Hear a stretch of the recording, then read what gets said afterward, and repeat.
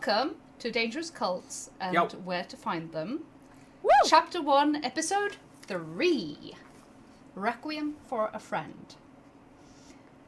Last time, or what's happened, what you missed so far, is that our 4 investigators have reunited in New York after not seeing each other for 4 years in Peru on an adventure there. They gathered up in New York 1925 in January it's 1925, yes. To meet a friend, Jackson Elias, who had sent them a telegram saying he had information about the Carlisle expedition. As usual, cryptic, they had no other option than to go to New York to see what this was all about.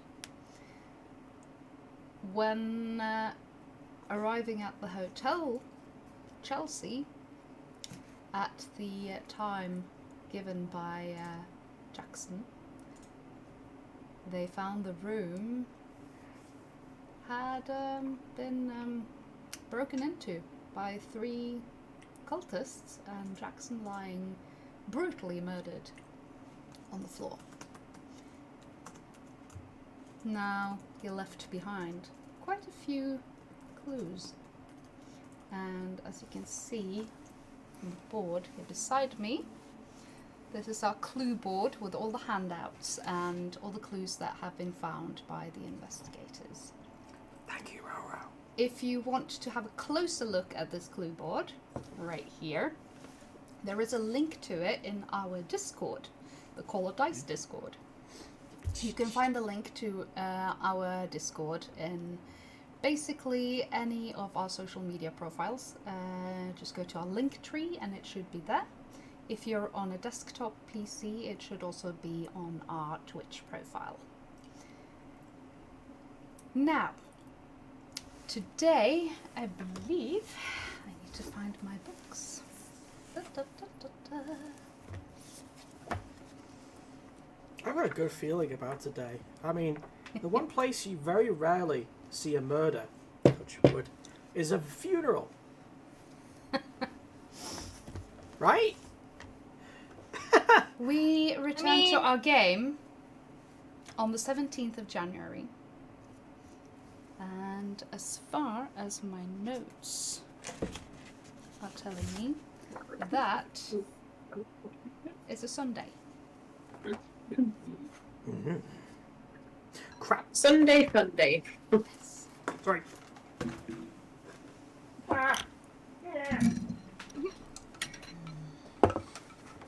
Importante. Maybe this is the cursed episode. Yeah. There's always a cursed episode. I thought there was always a musical episode.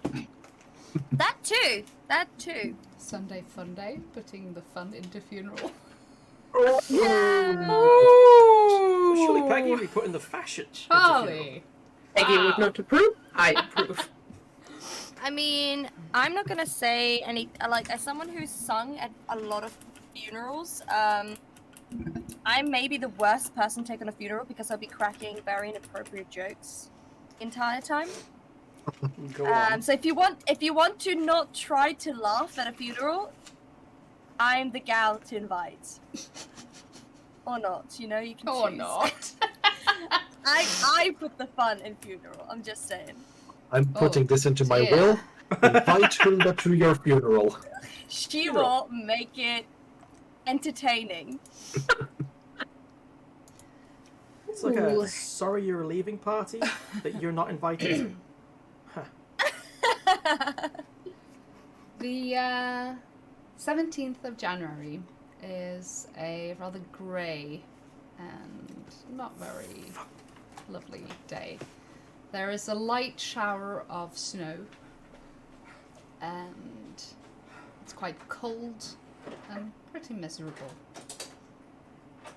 The funeral is held at the Cypress Hill Cemetery, not too far from Brooklyn. And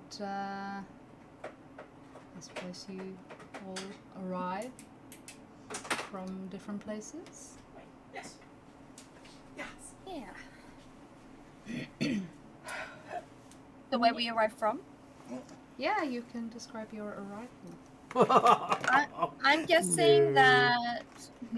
I'm guessing that Aisling went to Peggy's. I'm gonna say that Aisling and Peggy Aisling went to Peggy that night and spent the night there. And got ready there. Yeah. Yeah. So that leaves Archie probably in Aisling's apartment. Mark? He's going to be fashionably late. Of course he is. He'll be late to his own funeral. That's the plan. Cooper arrives early. At the crack of He's dawn. probably not going to be that late because it's at 2 p.m. So it's already quite late. Hey, you don't know me. The funeral is though, at 2 p.m. That means Cooper arrived at somewhere between 1 and 1:30. 1:30. Yeah. Jesus. Yeah. Cooper would be early to his own funeral. Mm-hmm. Then So- Cooper is the Calling first out. one to Cooper is the first one to arrive. Mhm. Sure. I'm gonna ask the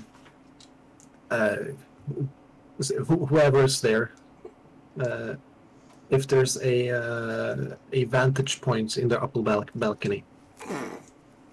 Oh, it's an outdoor funeral. There's no inside. Okay. Yes. I was Okay. going to say. Oh. Yes. Search for traps. At around 1:30. 1:30, 20 to 2. You recognize Joanna Kensington, and she, as she steps out of a car.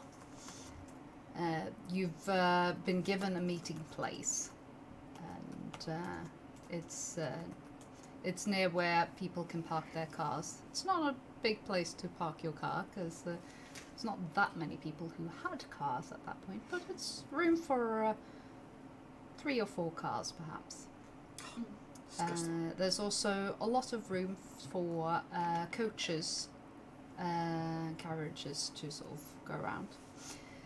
A little roundabout with a sort of flower plot, which would probably look very pretty in spring, but right now it's just covered in snow. She is looking worn.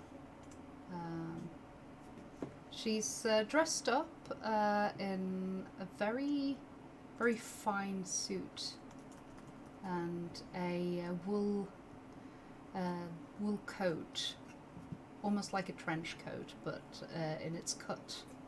So it's clearly tailored. And while she's kind of made up and her face is fresh, you can tell that her eyes look tired. And she spots you and goes over and says, "Hello, Mr. Cooper, or is it Sergeant?" Mr. Cooper is fine. Mr. Cooper. My condolences. Thank you, and to you as well. Thank you. The urn has been put in a box in my car, and the officiate should be here shortly. I'm not sure if you were aware or not, but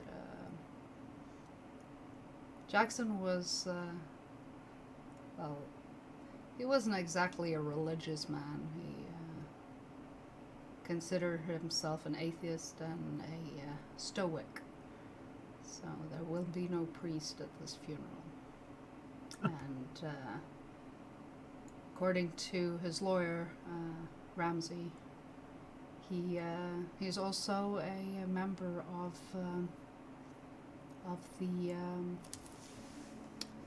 the American Cremation Society or something. Hang on, I noted this down. Sorry, time out. Seriously? That was a thing? Yes. That was actually a thing. It started out turn of the century, I believe. Yeah, the Cremation Association of America.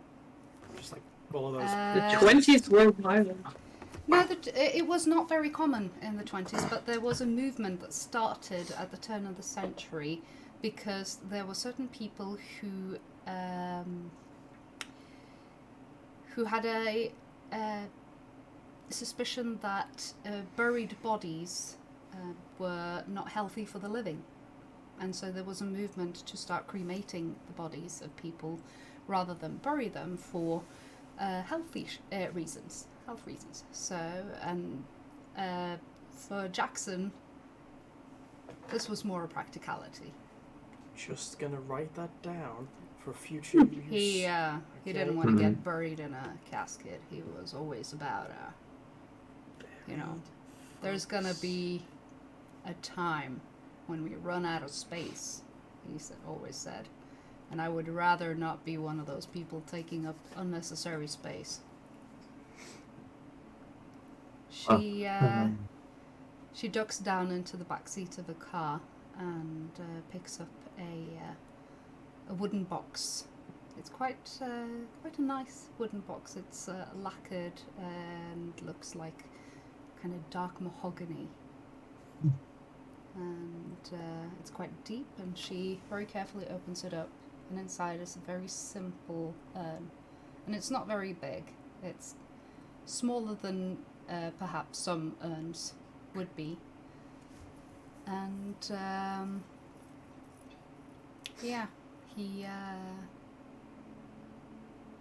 his lawyer told me he has already bought a small plot at the cemetery here. He was a man who liked to have his affairs in order. Cooper looks a little bit confused, and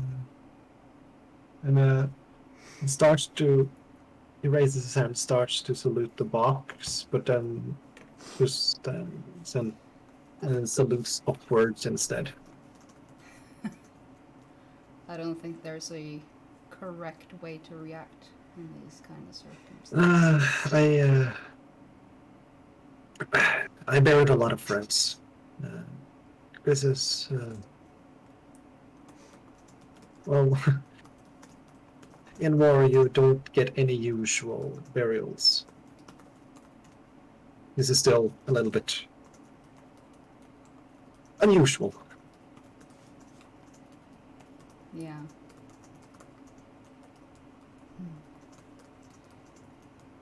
I will start making my way towards the plot. The officiate should be here in probably 10 minutes' time. You're free to come with. They have put out a few chairs. If anyone needs a seat. I don't expect there to be that many people here. It's quite short notice, and Jackson didn't have many close friends. He had a lot of really good acquaintances, but not many close friends. I believe the four of you were among the few he considered being just that. Can I just have we already arrived, or is it just Cooper right now? I'm just probably just Cooper right now. But when do you think Peggy and know. Aisling will be arriving? Before like they 10 minutes before.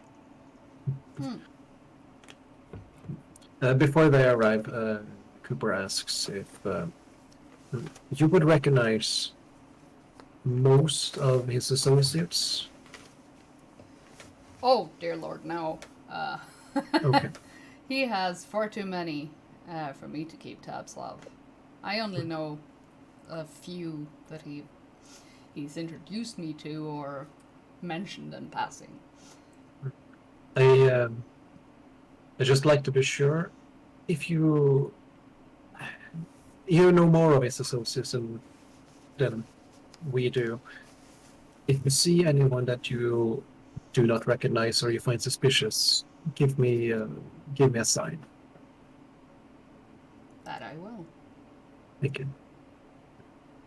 I'll hoot like a barn owl. Or maybe not. At around 10 to 2, Peggy and Aisling shows up. Yeah. Almost would have So- arrived late if Peggy had changed one more time, but Aisling stopped her. Yeah. Be like, it is a funeral. I do not think makeup is required. Even, please, that shade of lipstick is fine. But I've only tried 5 outfits. I need to try more to be It's perfect. only black is just black. There's only black is just one color. There's no shades of it. There's Okay? so many different blacks. No, they're Peggy they're looks a really little not. bit offended. Yeah, like they're really not. Just that one looks beautiful, and all of them did, and they looked exactly the same. Can we just please go? Fine. The worst thing you can say to Peggy, that one color is the same shade, and all the dresses look the same. Michael is doing his best. Yes. Says he's dead. He's not going to care for what you wear. That we don't know.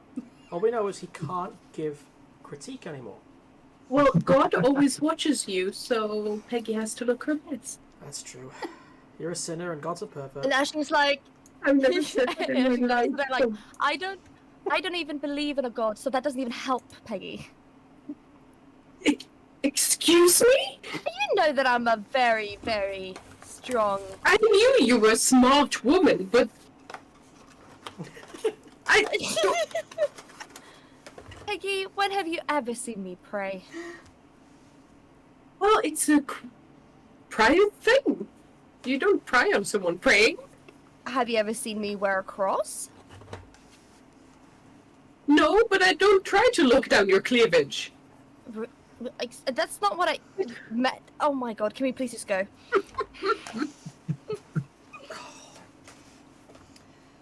So As they arrive, you she arrive. actually is very modest, very like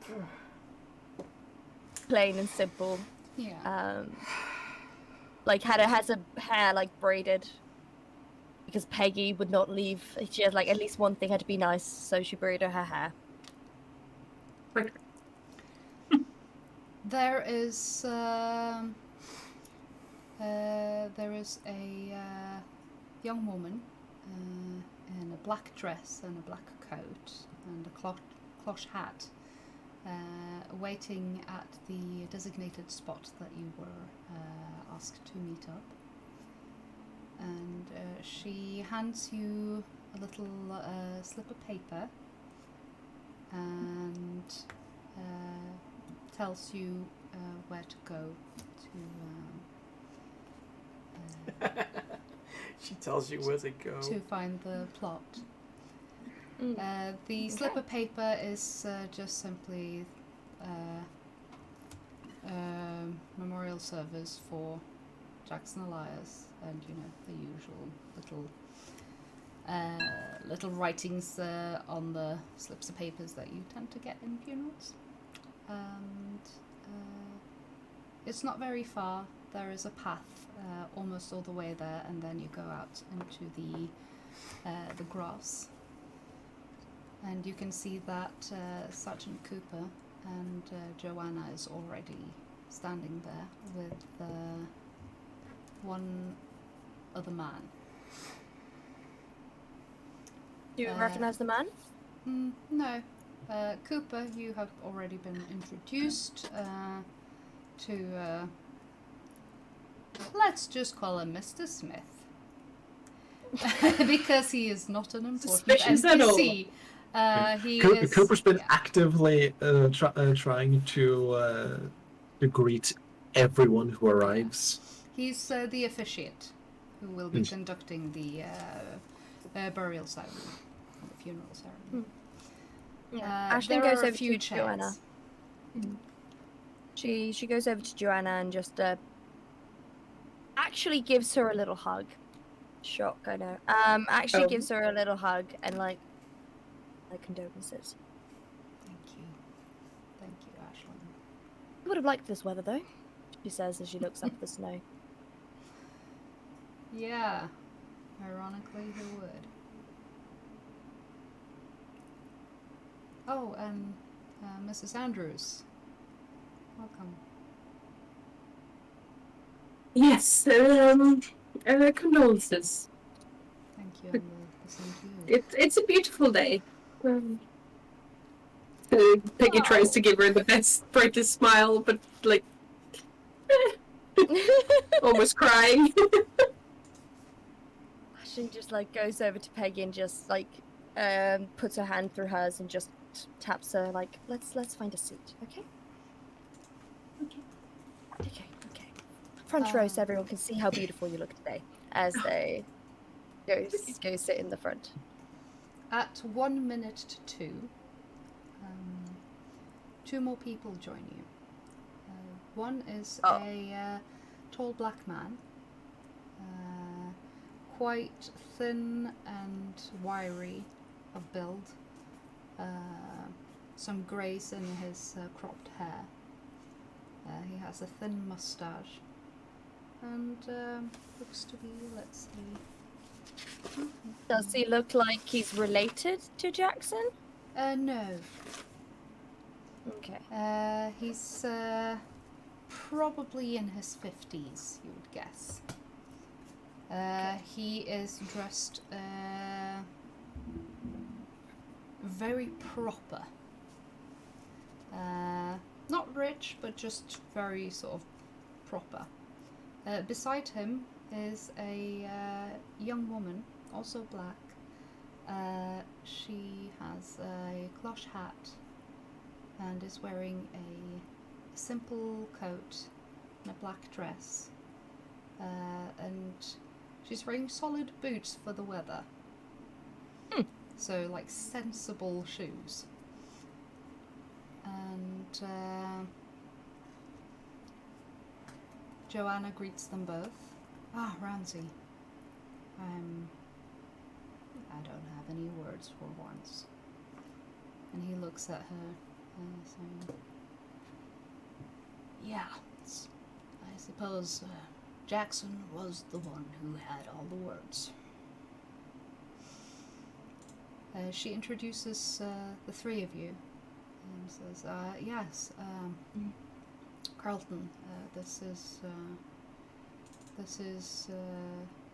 Miss Aisling Burnell and Mrs. Pleasure. Peggy Andrews and Mr. Thomas Cooper, friends of Jackson, also the ones who found him.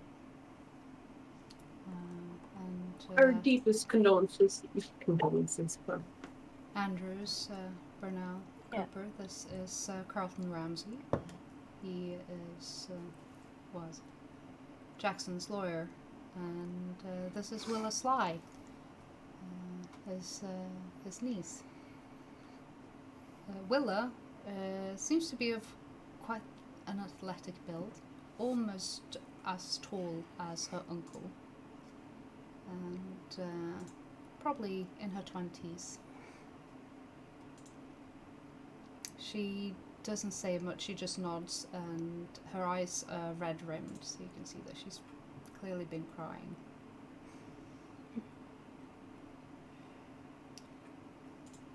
When does Archie arrive? Well, I mean, you guys are all up on the grass sea bit with everyone. Yeah. I suspect about now. Yeah. So a couple of minutes past 2. Yep. Archie arrives as well. You. It looks like he tried to make an effort. Yeah. He's got, It's only a few minutes late. well, his Late is late. cravat is, or rather, his necktie is loose. He's it looks like he slept in what he meant to wear today, and he's carrying an open bottle of what appears to be champagne. No, he's not, because it's prohibition. Oh yeah, prohibition. Damn it, I forgot about that. Imagine. But he was staying in Aisling's house Yeah. apartment. Yeah, so, but if he was carrying a bottle, He he can- would have been arrested. He could. Yes. So, but he probably found No something in breathalyzers. her house and probably Yes. drank that. Yeah. Mhm. Medicinal alcohol. Yes. Yes. In any case, he's not walking in a straight line. He's yeah. Do we see this?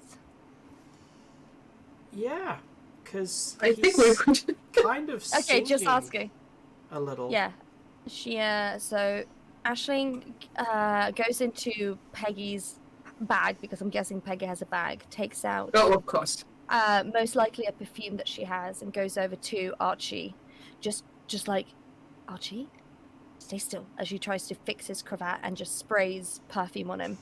So he doesn't smell like alcohol. Now it just smells And- like he's been in a brothel. That's fine.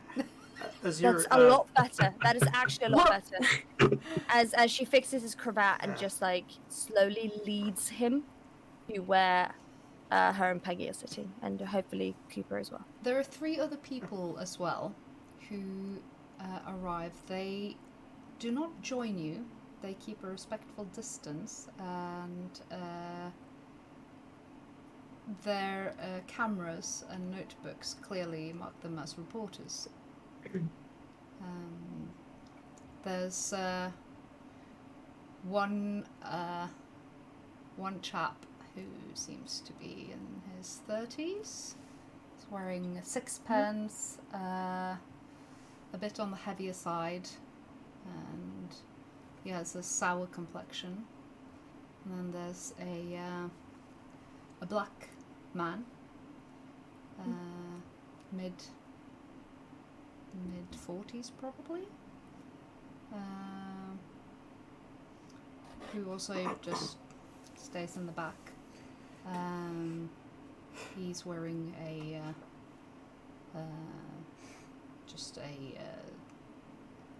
what's it called?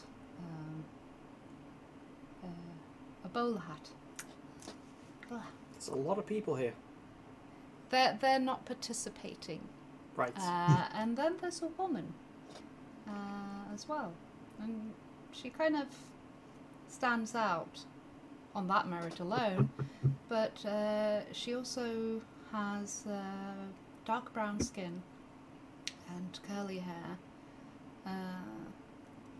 One could wager a guess that she has Pakistani or Indian heritage. She too has a little notebook out. But, Can I know we can't do that, but can I make an inside check to see if You can roll they are psychology. reporters? Yes, thank Roll you. what? I know that's not insight, Psychology. but I'm psychology. Yes. The equivalent of inside check. Inside check. Okay. Please. Oh, I got a 2. Yes. Oh! It's a severe success. You Good stuff, actually good stuff. recognize 2 of them. Yes. The black guy, you know that he works for a paper in. You said they were journalists. You know he works for a paper which is based in Harlem. Mhm. You don't recall his name, but you've seen him in pictures in relations to articles and such. The woman is, you're fairly certain that's a let's see, just give me a second to find my notes. Yes, you know that she's Rebecca Schosenberg, and she works for the New York Times. Oh, okay. So Oh, shit. you recognize her because it's not many women of her ilk, if you will, in such Position, occupation, yeah, vacation. in such a position at such a acknowledged newspaper outlet of Yeah. publication. And you've read a few of her articles, and she's a very good writer, very factual, and very much a woman of principles. Do I know her name? Yes. Did you not catch it? Rebecca shows. No, sorry, I didn't. Rebecca Schosenberg. Sorry, I didn't catch it. Sorry, yes. Rebecca Schosenberg. SHOSENBURG. And the other Thank guy you. is Harlem Dude. Yes. Rebecca was the one who wrote the news article Yes. about Jackson's murder. Statistically, Mhm. Yeah. So it's a fair assessment to assume that she might be here to perhaps follow up on her case. Disgusting. Yeah, cool. At 5 approximately minutes past, the officiate asks you to take your seats. It's not a big grave. It's simply a little hole in the ground. And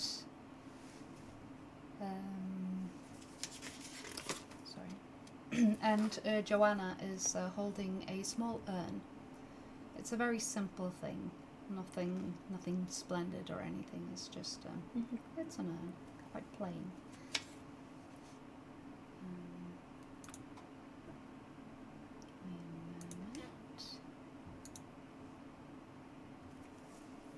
The officiate goes over to a small podium that's been put out there and puts down some paper. We are gathered here today to bid our farewell to Jackson Elias. Jackson was a writer and a man of daring and bravery, and he met his end far sooner than he should have. We are here to say our final goodbyes, and I have been asked to read some excerpts of the writings of Seneca to remember him by, as per his own wishes. Just a pause question. Have scripture of Seneca? Was that what you said? Or Excerpts from Seneca. For those of you with some education, you would probably know that that is a Roman philosopher. And also one of the big ones, big names within Stoicism.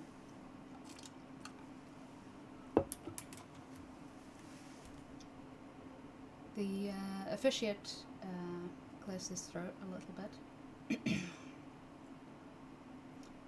It is better to conquer our grief than to deceive it, for if it has withdrawn, merely being beguiled by pleasures and preoccupations, it starts up again, and from its very respite gains force to savage us. But the grief that has been conquered by reason is calmed forever. I am not therefore going to prescribe for you those remedies which I know many people have used, that you divert or cheer yourselves by a long or pleasant journey abroad, or spend a lot of time carefully going through your accounts and administering your estate, or constantly be involved in some new activity. All those things help only for a short time.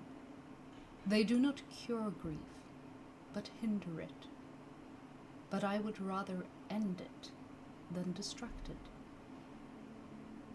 Has it then all been for nothing that you have had such a friend? During so many years, amid such close associations, after such intimate communication of personal interest, has nothing been accomplished? Do you bury friendship along with a friend? And why lament having lost him, if it be of no avail to have possessed him? Believe me, a great part of those we have loved, though chance has removed their persons, still abides with us. The past is ours, and there is nothing more secure for us than that which has been.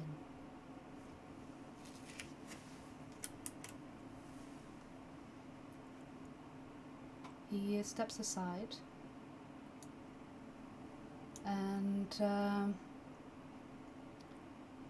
he takes the urn and sets it carefully down into the plot of dirt that has been dug out, and a small shovel is given to Joanna. You're also free to say a few words, of course, if you would like.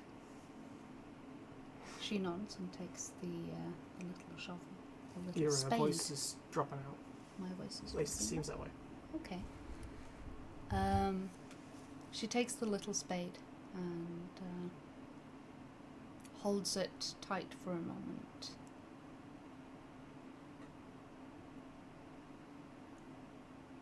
Jackson was more than a client, more than another author, and he was a good friend. He was a close friend.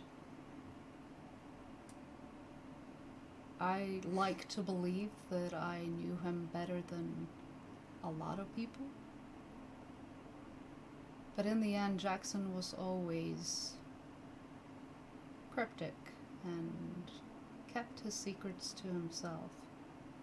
He didn't share a lot of himself. But what little he did with enthusiasm. He was not one to linger on losses or grief. And like the Stoics of old, he would process them, sometimes taking a week off to, I don't know, get to terms with things that had happened. He was a man of modern thinking, a man of science, a skeptic who did not take lightly to superstitions and wistful wishing. He preferred facts and realism. And I'd like to think that if he was here today, he would want us to do the same. As the verse just read describes, not to disregard our loss or our grief, but to accept it and to process it and to eventually move on. He lived by those rules himself, and I think that is probably also what allowed him to travel the world so ruthlessly, to nurture his wanderlust. He was also very grateful for everything he was given and everything he had. He was the kind of person who would stop and tell you he was grateful for your friendship. He would shower those he cared of with attention and appreciation. And though it may be months between each meeting, he would always greet me with the same warmth. And I like to think that even though he was not a believer of an afterlife or a God, I would like to believe, if there is such a thing, that such is the greeting he will give me, and such is the greeting he will give his friends if he sees them again. And For my part, I will cling on to that. And hope that I will see his smile again. Smell his tobacco, his pipe tobacco. And this is not the last time. So, farewell for now, friend.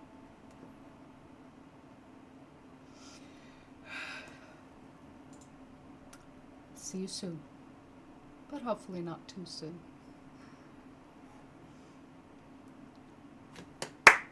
And she takes the shovel.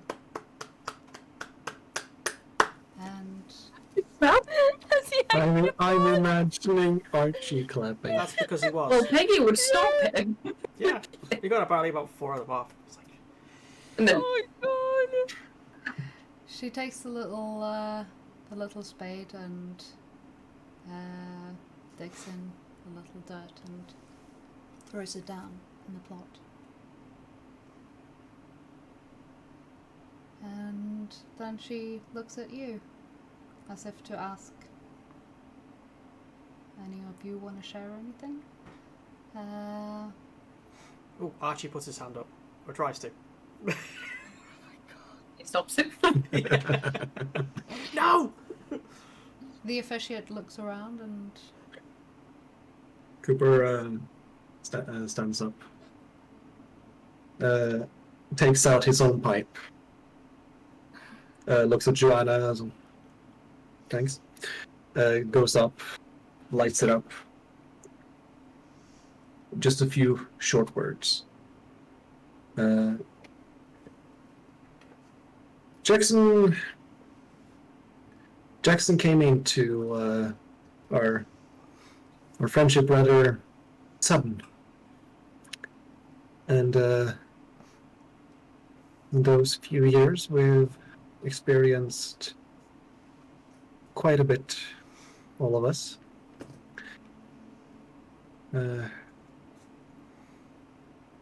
I've lost a lot of good men during the last 15 years.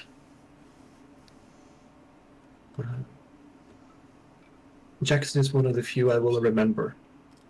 And he puffs a few on the pipe, carefully empties it out, mixes some of the ashes and fresh tobacco with the dirt in the spade. dirt, not ashes. The ashes are in the urn that's been put down in the ground. Yeah, dirt. The ashes from the pipe. Ashes from the pipe. Yeah, the tobacco ashes, fresh tobacco, and dirt. And pours it in. Oh. Peggy's openly sobbing now, but still pretty crying. Archie looks visibly disgusted. Joanna walks over to Peggy and just very lightly squeezes her shoulder and says, "You don't have to say anything, but if you don't need to." You cut out completely for me. Oh, sorry. Joanna walks over to Peggy and lightly squeezes her shoulder, whispering that you don't have to say anything if you don't feel like it. You can simply take the spade and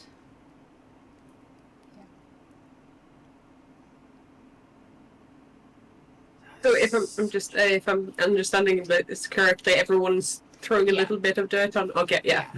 So yeah, Peggy just does a little fresh up and walks over with a spade, and just as she throws it the dirt on, she whispers very softly, "Say hi to Hugh for me." And she sits down. No! Does anyone of us hear it? Do we hear this? Do we hear this? Yeah, that's up to Ren. Who wants to snoop? I want to snoop. What do I need to roll? listen. Snoopy. Listen. Roll for Snoop. Teddy is. Nah, I don't hear anything. Yes. Cooper hears. Cooper picks up. I rolled 11.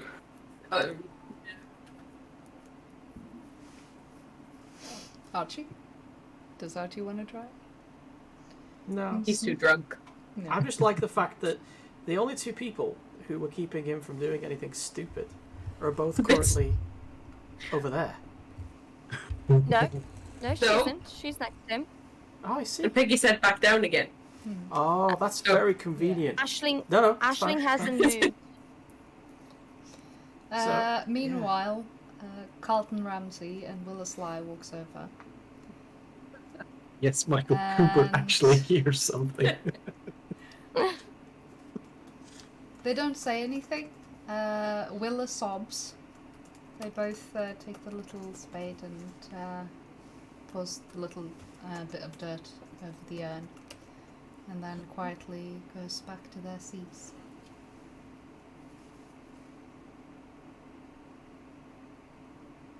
While people are walking up to throw some dirt, Cooper is keeping an eye on Joanna in case she picks out something.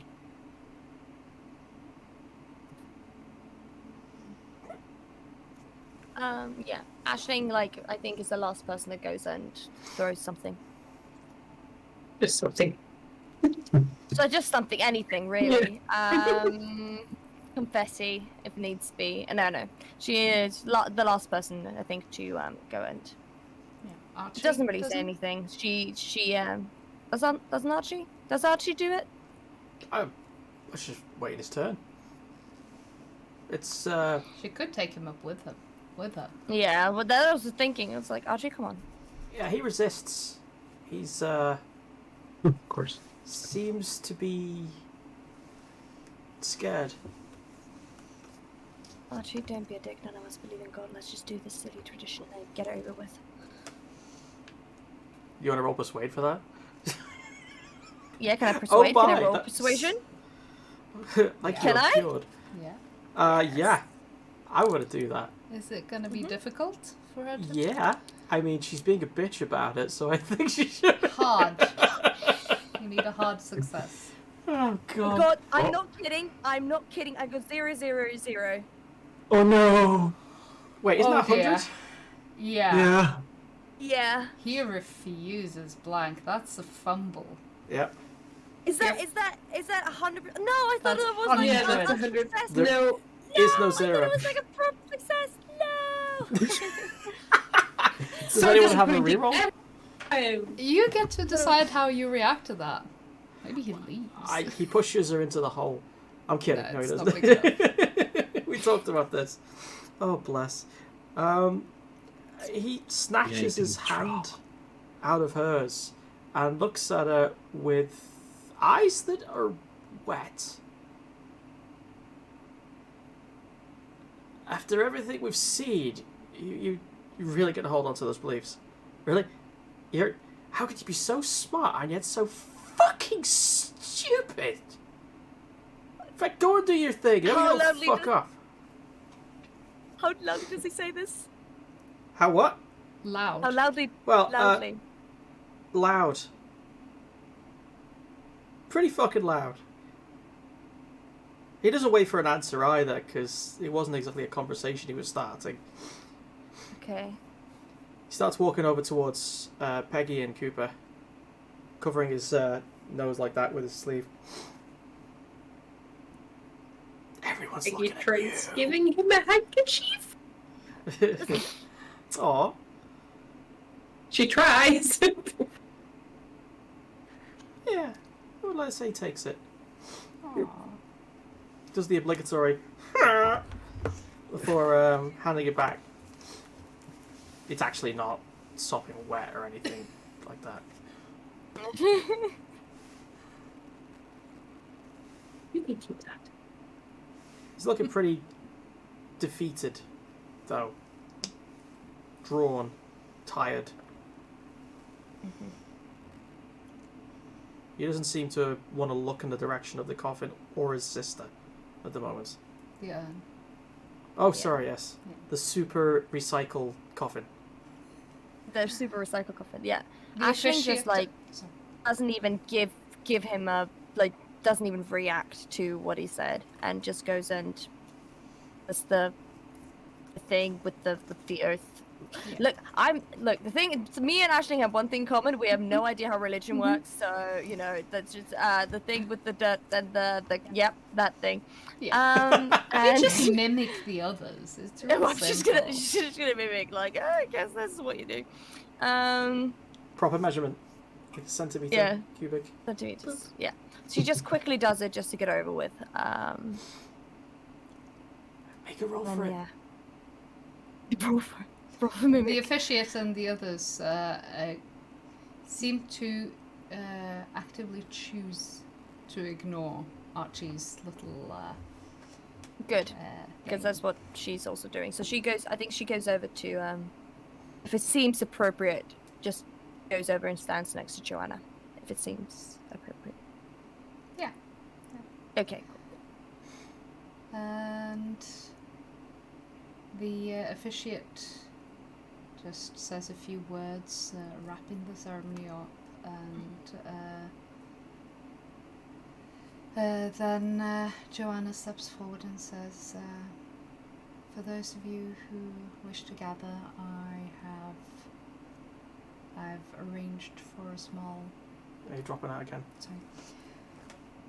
For those of you who wish to attend, I have organized a little a wake of sorts in my apartment.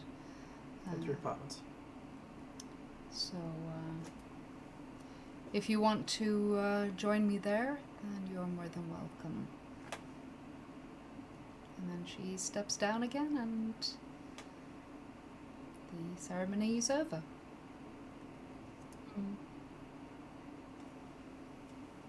As people start making their way away from the plot and down to the path, the reporters start making their way towards you. Oh. Fuck me. Vultures. They get turns so back on them.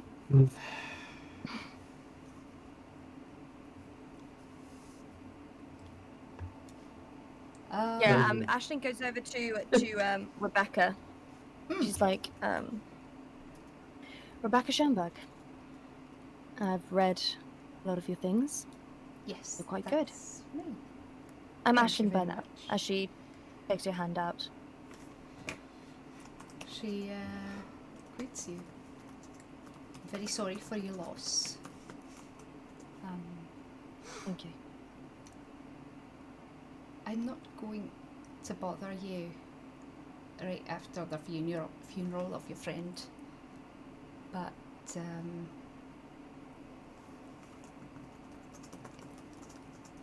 would you or your friends be willing to come in and have a chat with me about the case, perhaps tomorrow or something? The rest of us hear this? I mean, I'm willing. Yeah, I hope so. Like, Ashling turns to the others. They're nearby. I don't know. Do you want to die? How Excuse my stupid. brother. It's alright. He's not in the right mindset right now, so... Oh yes, I'm overwhelmed with grief. Archie, go back to the car. People grieve in different ways. Oh, should I drive home? No, just wait for me there. I'll be right there. Okay? Wait for you there. I'm fine here, thank you.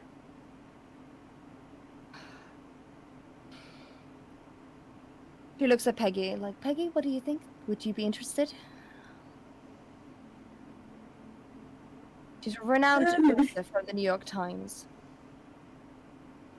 She whispers to Ashling, "Do you trust her?" Actually, trust her more than my brother right now, so yes. Fine. If it's only her, it should Yes. Why not? Cooper? I'm sorry. I have a strained relationship with reporters. More like a smart one. Strange how? Strained. Strange. Well then. Well, then it'll only be me and Mrs. Andrews. That's quite all right. Here's my card, and I'm available all of tomorrow. So perhaps give the office a ring if you have access to a telephone. I do. So yes. All right. Well, you've got my card, and I'll let you have your day. And thanks for your time. Thank you. Figure just nods. Cooper grabs Archie by the shoulder.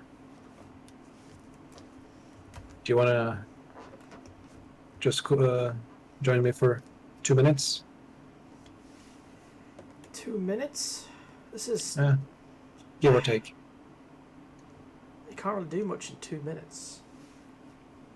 Just come with me. Fine. Me and Cooper are going to do boy stuff.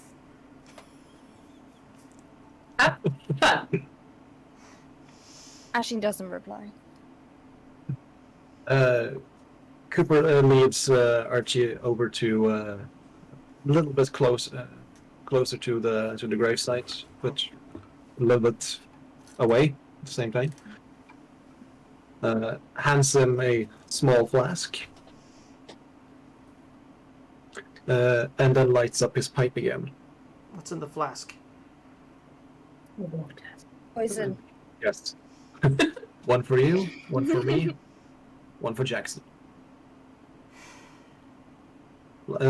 Gives it to Archie, lights up his pipe, takes a good puff, and says, "Oh, one for me, one for you, and the rest for Jackson." Alright. He unscrews it, takes a swig before handing it to you. Have you? You haven't lost many, have you? It's not about the numbers, Cooper. You know No. this.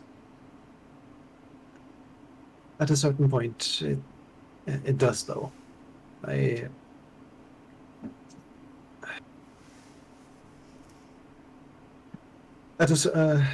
envy you, if I can be honest.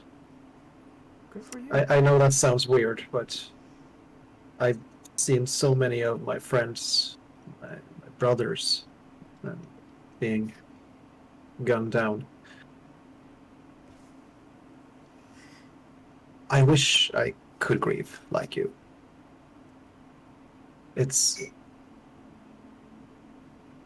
makes you human. He leans in a little, redundantly.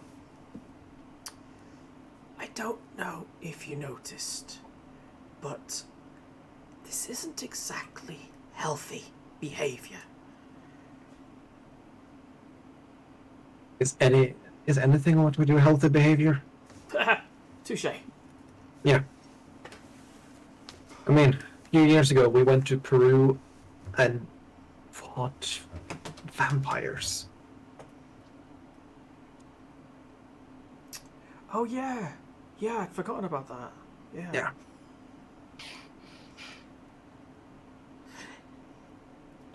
Heck, you know what I did after we were down there? I just imagined an amazing amount of masturbation. But please, go ahead. I joined up with a legion again. I went Second down guess. on a... Yeah, I went down fighting for a war that I was never part of. It wasn't even part of my old country, my new country. So, you're addicted to fighting? No. How to say it? I discovered something new there, which is I haven't done a lot of fighting in the last three years. I been studying medicine. Like, seriously? Yeah, Are you a doctor? becoming one. How does that even work? Sergeant Doctor? Doctor Sergeant? Sergeant? I Soctor? I got a commission from the Legion to become a field medic. Huh. It's after, as I said, after you've seen too many deaths, you kind of want to regain some of the humanity.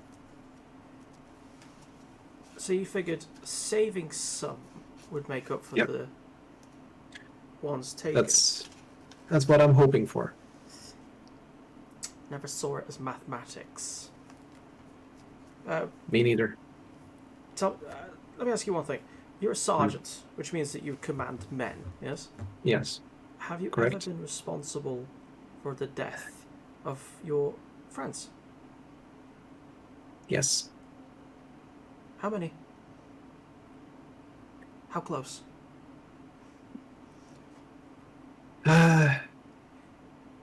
That one Most. right there, the one you're thinking about, that one person, Mhm. how close? It was next to me. On the line, the- metaphorically? No, right next to me in Verdun. Oh. Just a private, actually. Don't even know his name. We got orders to advance from the trenches. He took one step up the ladder before he fell back again.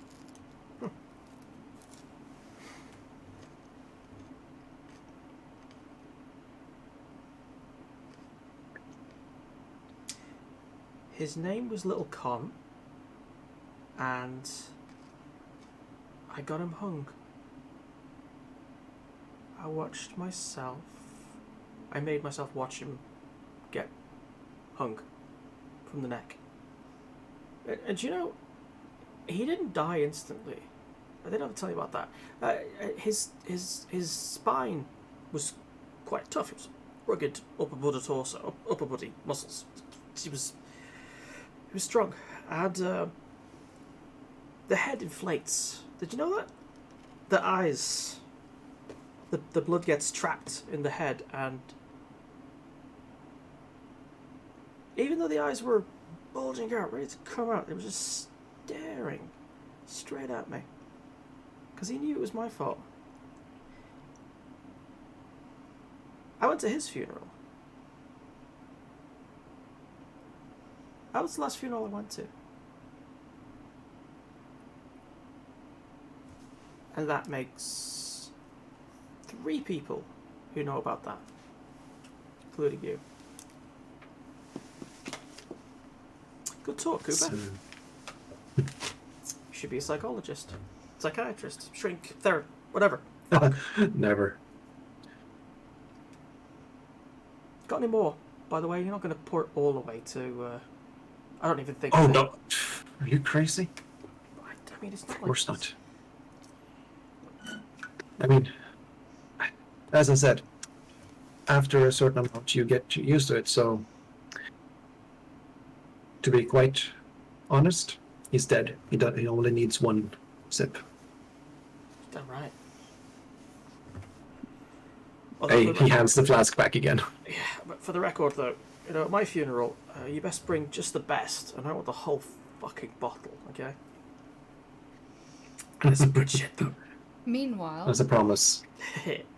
Meanwhile, the 2 other reporters have, one of them, the black guy, has been talking to Carlton Ramsey, and the last one, the guy in the sixpence, have been talking with Joanna.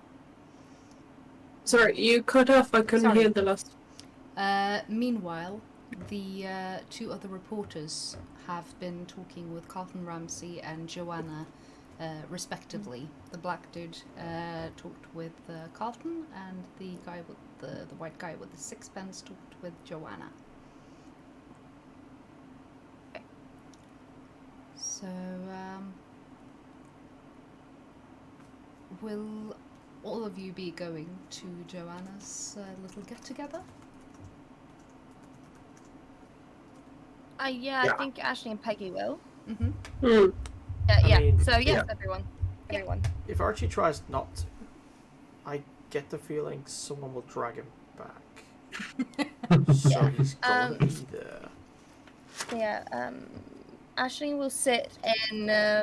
Wait, did Peggy bring a car or her little motorcycle? With the sidecar. Like, I think the motorbike would be too happy. So I think the car. Also, it's kind of miserable weather. Yeah, Good. So, yeah. Yeah. And Okay, you can't drive in a but yeah, black veil. That's true. That is very true. Not with that attitude. No, but that She's tried. it would be an aesthetic. But yeah, she sits with she at least Yeah. goes back with, or like to the party in Peggy's car at least. Okay. Fast forwards, you arrive at Joanna's flat. Mhm. She lives in Brooklyn. Has a fairly sizable place in a brownstone, and the place has been set up with some food and some drinks. Because it's only people she knows there is alcohol. Woohoo! Oh, so glad Archie came. Wait. Since there we go. Wow. Ready. Our There we friend. go. Cheers. Out of that. I'm We not got- gonna really divulge water. into the wake too much. It's not a very lively affair, but the evening is spent basically reminiscing with some good food. Carlton Ramsey tells you all that he would like you to pop by his office on a Monday. And I just realised that... But Monday is the day after. No, I just realised that it's not on a Sunday, it's actually on a Saturday. It's just that these calendars have the weeks start with Yeah. Sunday. Right, yeah. Americans. Americans. So it wasn't Yeah. fun, Sunday fun day. So it's Saturday today, and let's see. That So means Monday. that also Rebecca probably asked you to come in on Monday because she's probably not working on the Sunday. Okay. But yeah, on Monday morning on the 19th, because he needs you to be present for the reading of the will. Oh shit! What? Really? Oh. This early? Isn't it usually like 30 days after Jackson's will. someone's dead? Not religious. Yeah, isn't I it guess. 30 days? It's Jackson. Oh. Okay, He sure. followed That the depends on the rules. will, I guess. Yeah, apparently. Yeah.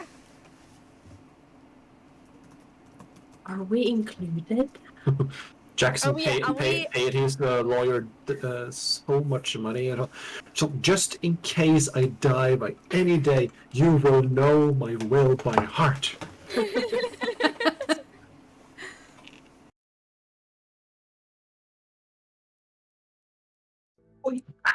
And we are back.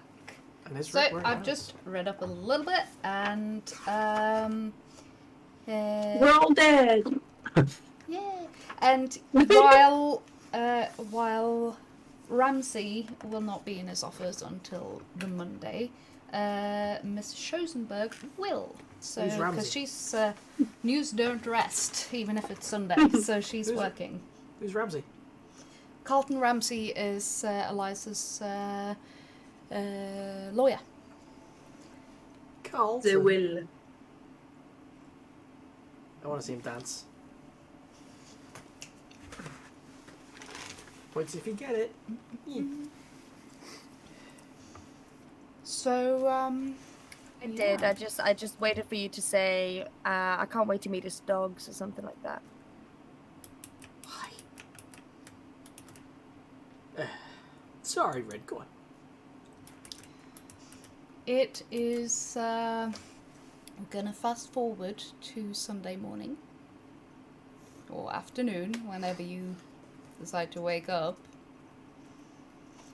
And yeah.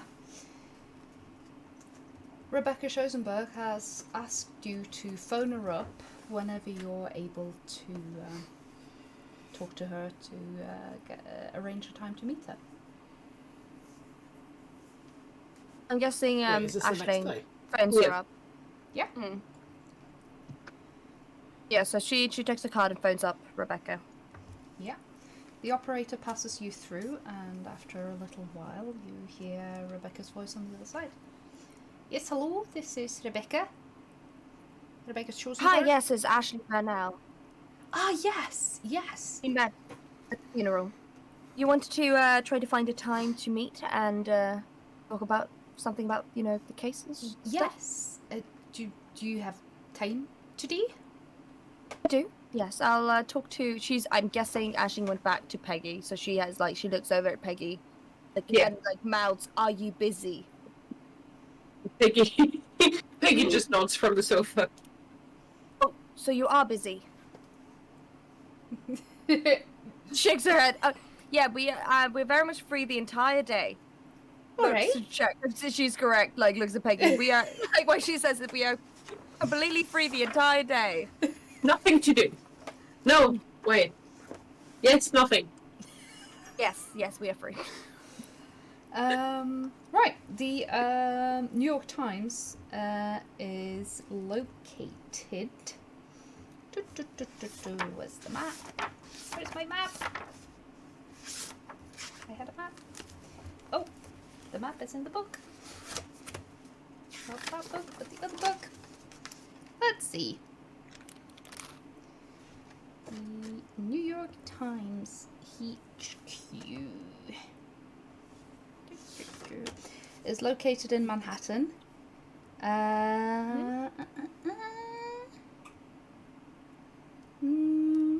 Not too far from where Cooper and Archie went to check out Emerson Imports, actually. It's in the same area. And I believe not too far from Prospero House as well. I mean, it's in Midtown, so there's a lot of stuff there. Yeah. Lots of numbers. GM's Cut. Well, thank Hello, you very GM's much. Cut. Thank you for joining us. We are Is playing that Masks Jeff? of Nyarlathotep. So, she gives you directions to how to get to hers and suggests... hello, Jeff. Awesome. And suggests lunchtime, so noon. Okay, Yeah. sounds good. And Peggy, they're almost late for that meeting because Peggy has to look extra fabulous because it's the newspaper. Oh, That shade of pink God. is gorgeous with that lipstick. Please, you do not need to change to a different shade of pink. Aren't you Again. sure that the Verilion is more They are- fitting? Oh my god. You're gonna hate me for this again, Peggy. They're the same color. No, this is Periwinkle. question. Who else is there during this conversation? Sorry? Who else is there when Huda Well, says this this? I think it's probably only the at maid. Peggy's. Damn it. So, Because Archie would not agree with that. no. He would not. So that is fair, but he's not there. So she's like, it is the same color. It is the same color. Please let us just go to lunch. He just Yes. pats her arm. I'll teach you someday. It's fine. Let's go. We're almost late. No, Michael, Aisling is not colorblind. She just doesn't care. Oh, She just God. doesn't doesn't care. Like Or- I'm just gonna He get takes like herself too seriously. Yeah, like Hulda cares a lot. There is a huge difference. Aisling, she's like the annoying boyfriend that is like, you look great in anything. Like anything, but have you seen is my butt big? Yeah, it's big and beautiful. You see my friend? Like she'd be like, no, that's how Aisling is with yeah. She just like doesn't. It's like it doesn't matter. It's just clothes. Hold on, I'm gonna have to ask you to stop now because you seem to be killing Teddy. Oh no, Teddy. Right. Is So this you? you easily find the New York Times headquarters, which is located in the recently expanded 229 West 43rd Street building. And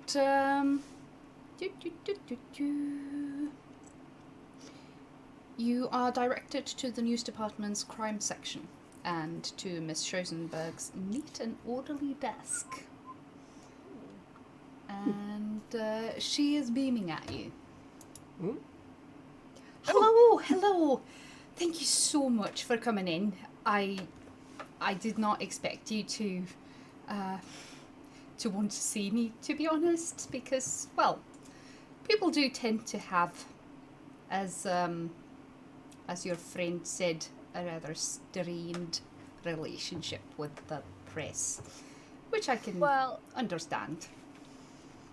Well, I would be if it wasn't for your excellent articles that you have already written, especially about the Carlisle. You did about his murder and everything. So Jackson's murder. So that was. And for literature or the conductor, it is now noon on Sunday the 18th. The press never rests. At least not in this world, anyway. And I must say that I do trust female reporters more than I trust men. That's fair. Well, That's fair. you know, I guess that's fair. You're an academic, aren't you? Professor. Professor. Excellent. Do you work in New York? Yes, I do. NYU. NYU. Very interesting. She picks up some. A manila folder, and it contains a lot of clippings about the Adams murderers. See, the reason I wanted to talk to you is that, well, the person who has been condemned for these other murders, he's on death row now, and he could not possibly have killed your friend. How so? Well, he's in prison. He's in Sing Sing. So either he's been framed, or there's something else going on here, and I have my suspicions. A side question. Did Peggy and Aisling talk on the way there if they wanted to be honest or cagey or You like can that, you do you can have a think? chat now if you want to make sure what you want to do. So we're all on the same page? Yeah. Time travel music. That is not. Oh God, it's Muzak. Muzak. Insert Doctor Who tune. Oh, good Lord. Yes. So Aisling, Yes, Peggy. how shall we play this when we go meet this reporter woman? Well, I trust her judgment, and I trust that she would be honest with us. And I'd like to try to be as open as possible, but you only if you feel comfortable. If you feel like she's hiding something, we will hide something. Okay, so we'll figure her out before, and then if she seems honest, we'll just tell her everything. Oh, not everything. Jesus Christ, not everything. Just what is needed to say. So, cult or no cult?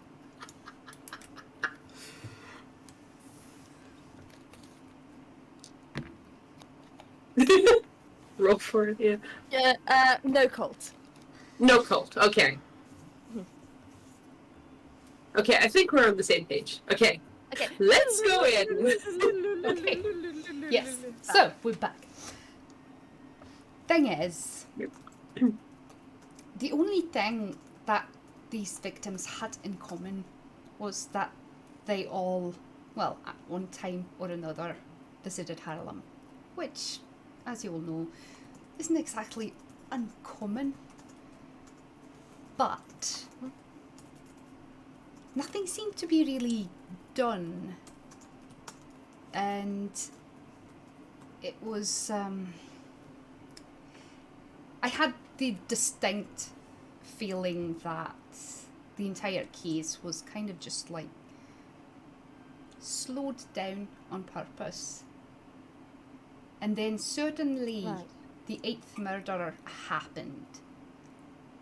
And Adam Hilton was framed for it. Or, well, I think he was framed. How interesting. Because suddenly the entire investigation went over to Robson, and I don't trust him. I don't I trust think him. you have a good instinct. Yes. think? We don't trust him either at No. all, actually. But we, It's as very you know, suspicious. Mrs. Andrews is actually a private investigator herself. So Oh, let's just say that we are looking into things as well. well, that's even more interesting. So, We'll maybe we can show ours if you show us yours. Is this sorry, Harry Well- Potter reference that they to show you mine if you show me yours. Come on, Harry. Come on, Harry. You're a wizard. Go on, Harry. Show us your wand, Harry. Oh, there's the zombie! We love him. So, thing is, I don't really have any hard evidence, but I could probably set you up for a meeting with Hilton. That would be great. Yeah. When do you think that would be? Would you be able to do that before his last days?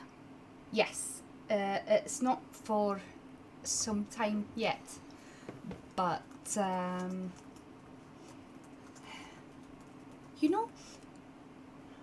I might also. You know what? I'll get in touch with Millie. That's his wife. Mm-hmm. I think you should talk to her. Right. Okay. Yeah. Could do that. See, my feelings is that it's not exactly the first time, or it wouldn't be the first time, that a black man was framed for a murder. And That is very true. I think that's what's happening here. I think they found a very convenient person to pin this all on, a scapegoat, to cover up something else. But I don't know what that something else is. Right. The thing We'll talk to Billy at least as well and figure it out. I really appreciate that. I don't like the thought of an innocent man losing his life over this. It doesn't look good for the cop. Well, the cops don't care whoever dies. If they think they got the murderer, that's gonna look good on them either way, if he was it or not. The thing is, we can try at least to find out what to do, but we cannot promise that we'll be able to save him. But we can definitely. We will do our best. I don't think anyone could promise that, but I really appreciate that you're willing to try. Well, a liar would promise.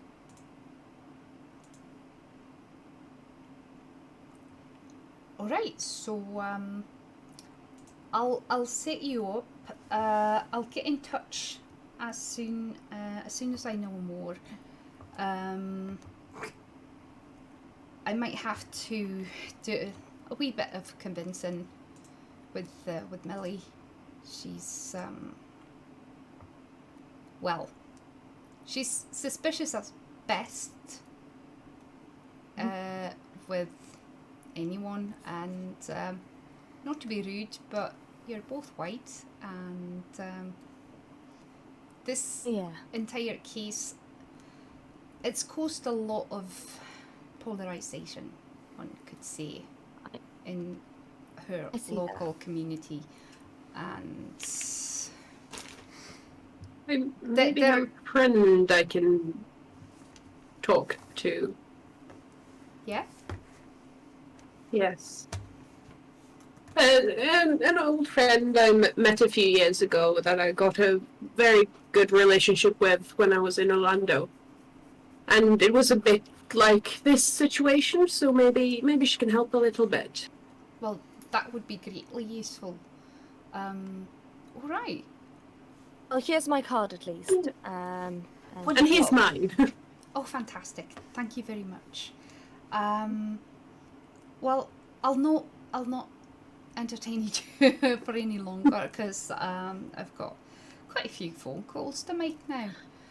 But no problems. Thank you so much for your time. And thank you for yours. If there's anything that pops up, then feel free to get in touch, and I'll keep you updated if there's anything else that I come across. Certainly. Certainly. All right. Then I wish you a lovely Sunday, and yeah.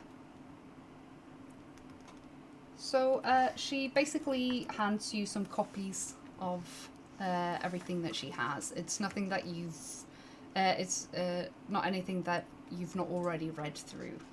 It's basically newspaper clippings of the former murders that happened, and describing that the victims were of different class and backgrounds and all sorts. The only thing they had in common was this strange symbol on their heads.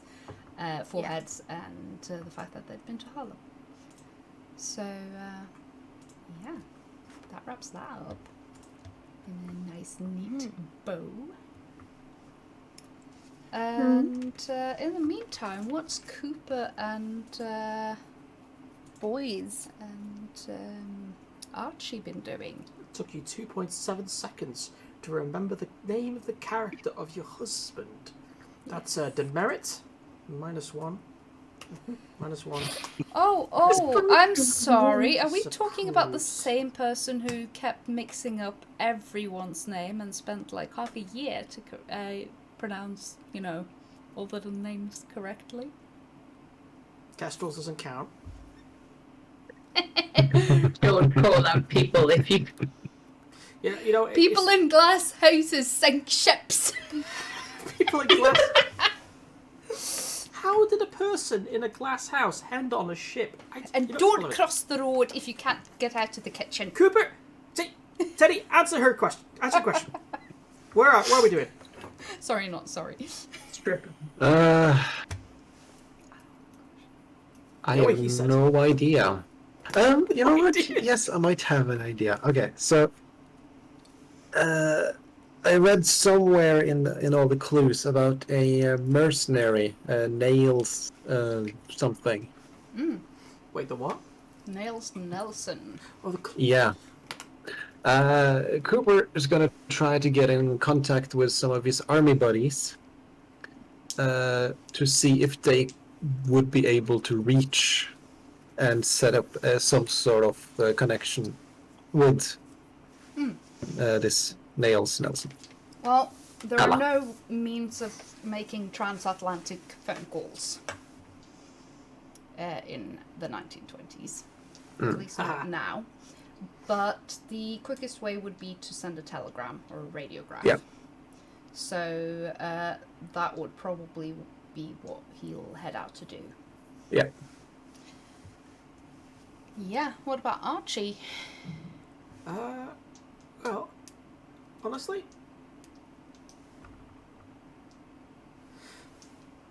he hasn't got a gun, has he?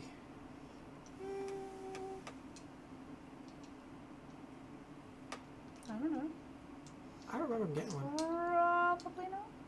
But Well, Gun shop. where is he staying? Did he go to Ashling's house again? Apartment? Yes. Because there should be a gun in her apartment. He's not going to steal it. I mean, he would That steal would be it a if he wanted first. to. But this is for that purpose.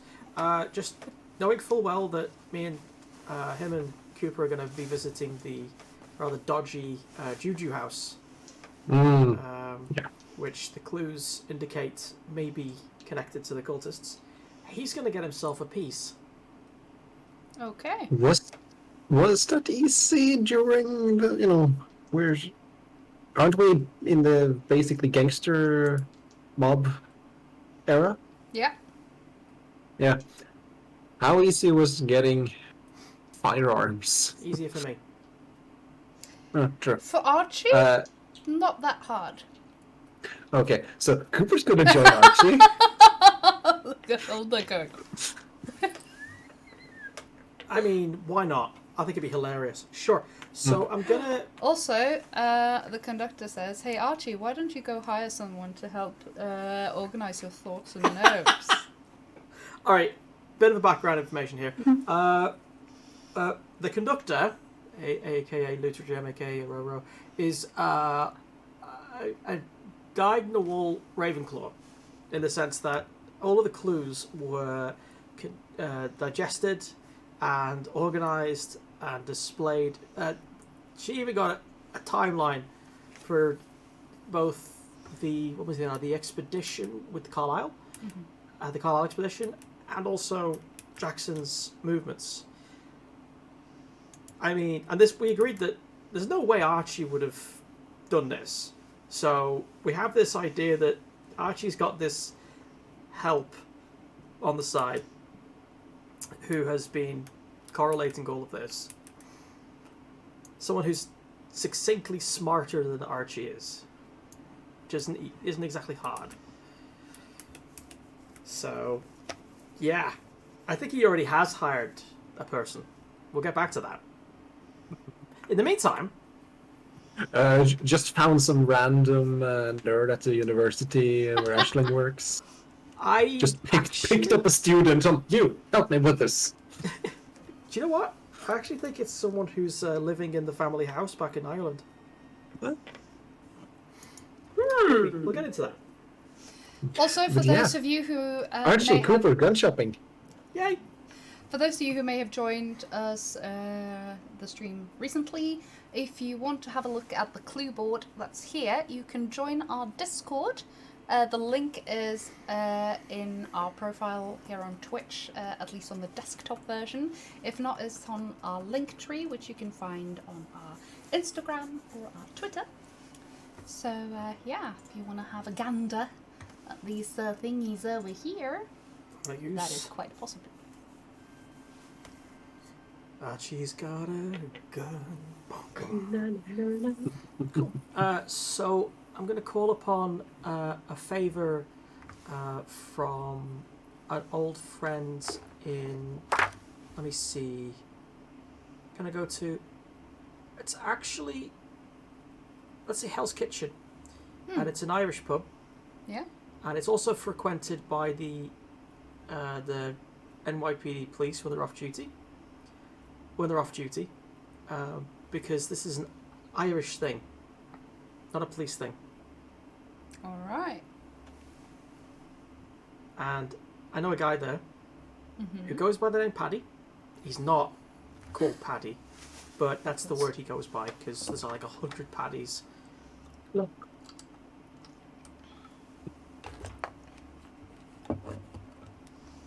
And we can call it O'Leary's. Wait, that's taken. Now the owner is Norwegian and the manager comes from Cork. Actually, let's call it Cork's. Yeah. Because it was founded from a guy from the County Cork. Ladies, Jeff. Thank you for joining us, Jeff. Have a nice day and good work day. Oh, yes. Star Wars cameos. Yes. Okay, so you're at Cork's. Uh-huh. Mm-hmm. So, Is it a speakeasy? who's asking? The DM. Well, then, hell yeah. I was like, wouldn't you know? Keeper. Wouldn't you The know? keeper. Of course it is. Okay. How early in the day? Well, considering we want to get back before the ladies do, Mm-hmm.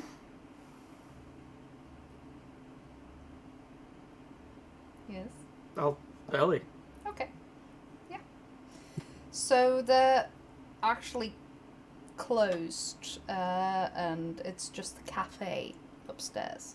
Uh-huh. Maybe actually, it's probably a barber. It's a barber's shop.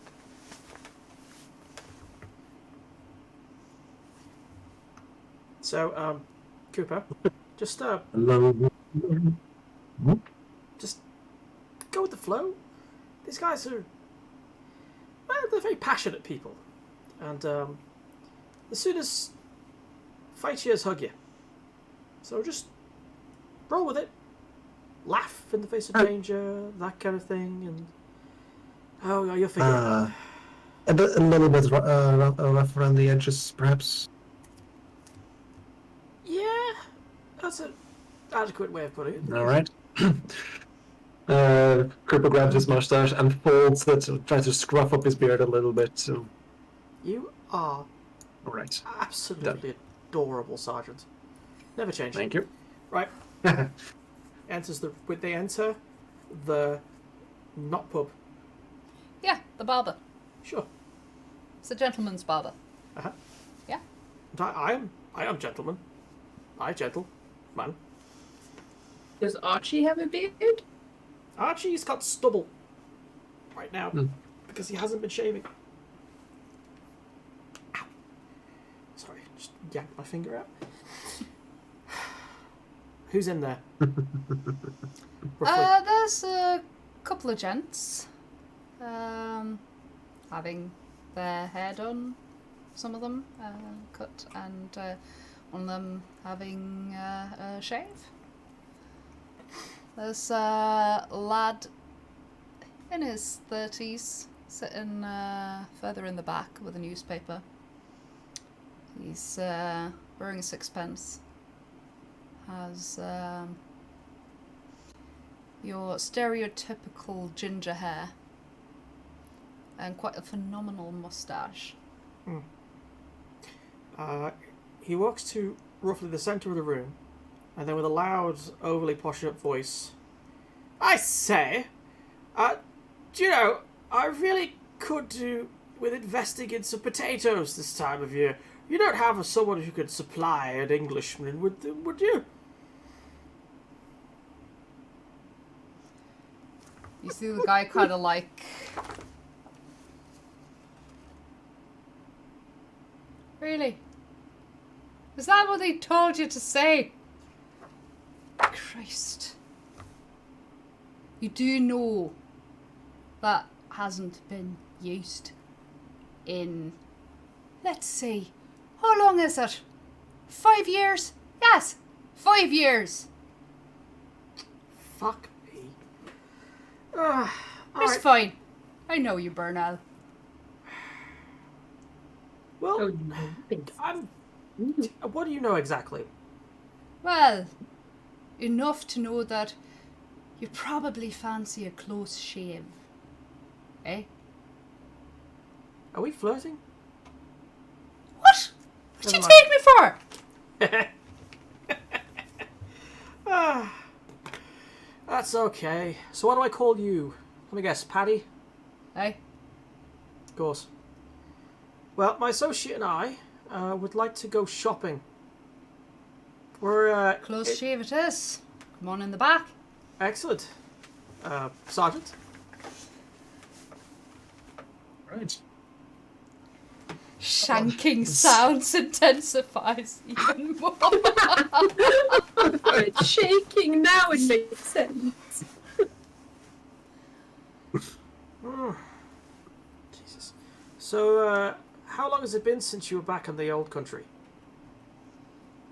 I don't know, what month is it? January. Let's see. I was there November, Yeah. wasn't it? Yes. Just dodged Christmas with the in-laws. Hey, never mind. Just out of thought. He takes you through to the back. There is actually an extra little section with a barber's stool that's kind of like a little bit more private, slightly more posh, if you can call anything in this hellhole posh. And he walks over to the wall and kind of pulls a little lever that looked like what's it called? A little clothing hook, I don't know, on the wall.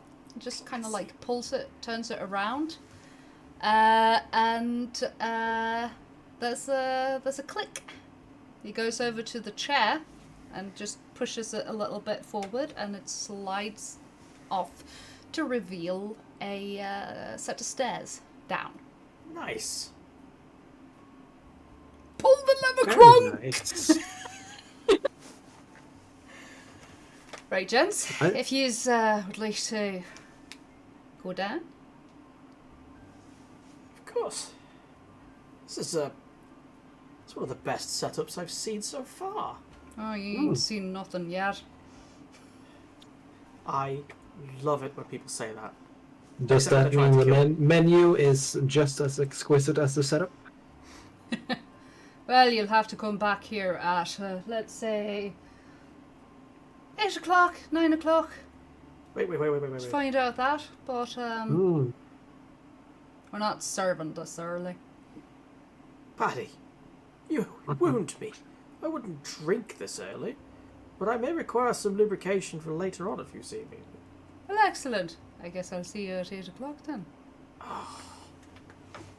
Archie, we are going to be here at 8 o'clock. I like you, Sergeant. He guides you down. Or he lets you walk down the stairs first, and follows you shortly after. Then he pulls a proper lever, and there seems to be some sort of mechanism that allows the chair to slide back on its own. It needs to be pushed to be opened, but it can slide back on its own. And it closes. And there are lights here. There's electricity downstairs. Ooh. It's a little musty. And there's a long corridor. You see at the end of the hall, it has some less savoury words about the British above a Irish flag. And to your left, there is a wide door, which is locked. And he says, "This is where we'll be going tonight, but if I understand correctly, we'll be going to the next door and see what's behind that, shall we?" It leads you to the next door, which is on your... Did I say the right side? On your right for the first set of doors? Let's say Yes. that side.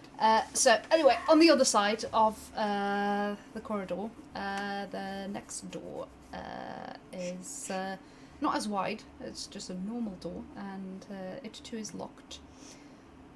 He pulls out a key and opens it up, and it takes you into a small room. could fit probably 5 people.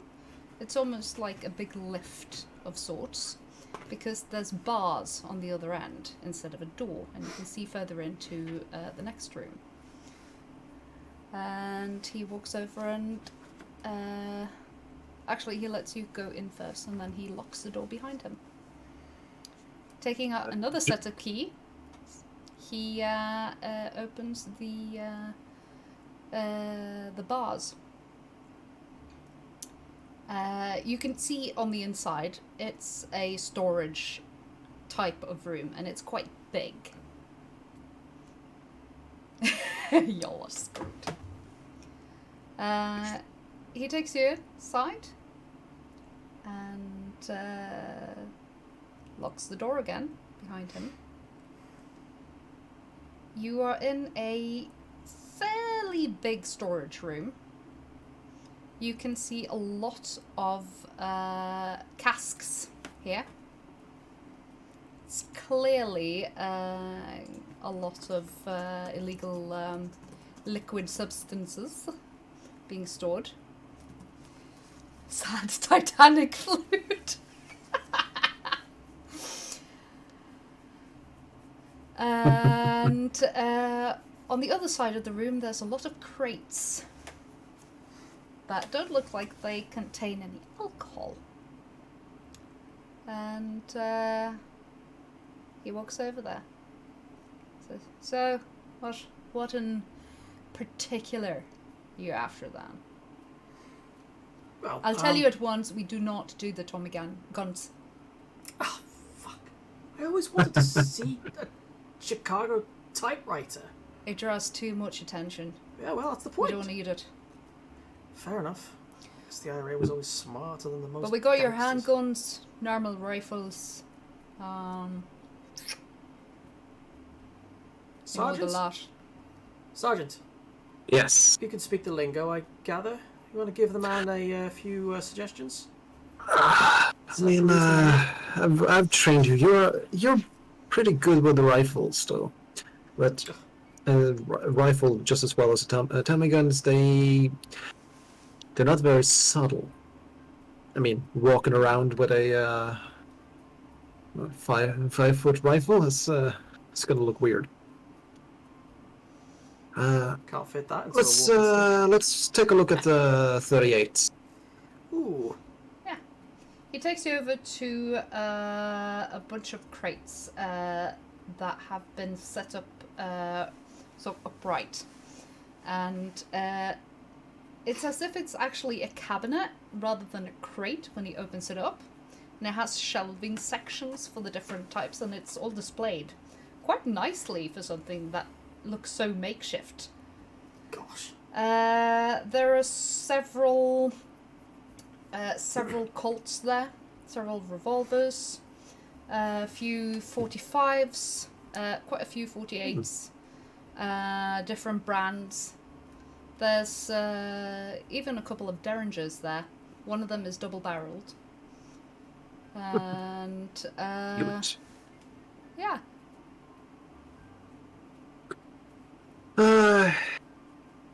Cooper's gonna pick out a 38 caliber pistol.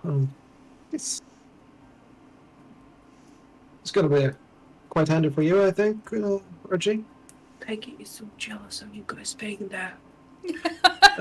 Also, while checking out everything, looking at them, opening them, just basically checking that if they're working. Yeah. He's gonna toss a few comments about the English comments. Yeah, he picks up on your accent, and he's kind of like he doesn't say anything, but you can tell that he's like, yeah, we are on the same page, mate. Yeah. Where did they send you? Well, Paddy, you know enough about me to know that's not a problem. Besides, if you can't take a joke or at your own expense, then those pearly gates aren't opening, are they? Now, can I get a Let me see.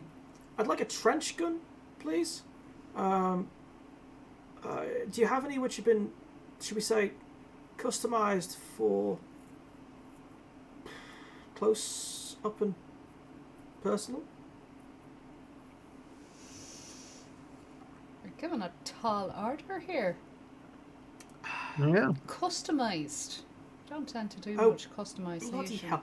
You take a shotgun and you saw off the barrel. Don't try and upsell this. If you want a sawed-off barrel, just say so. Call a spade a fucking spade. Right. Why you have to be so fancy like? And where the fuck did you get that fucking accent? How have you changed so much since you left? Paddy, not in front of the guests. Whatever. Don't worry about me.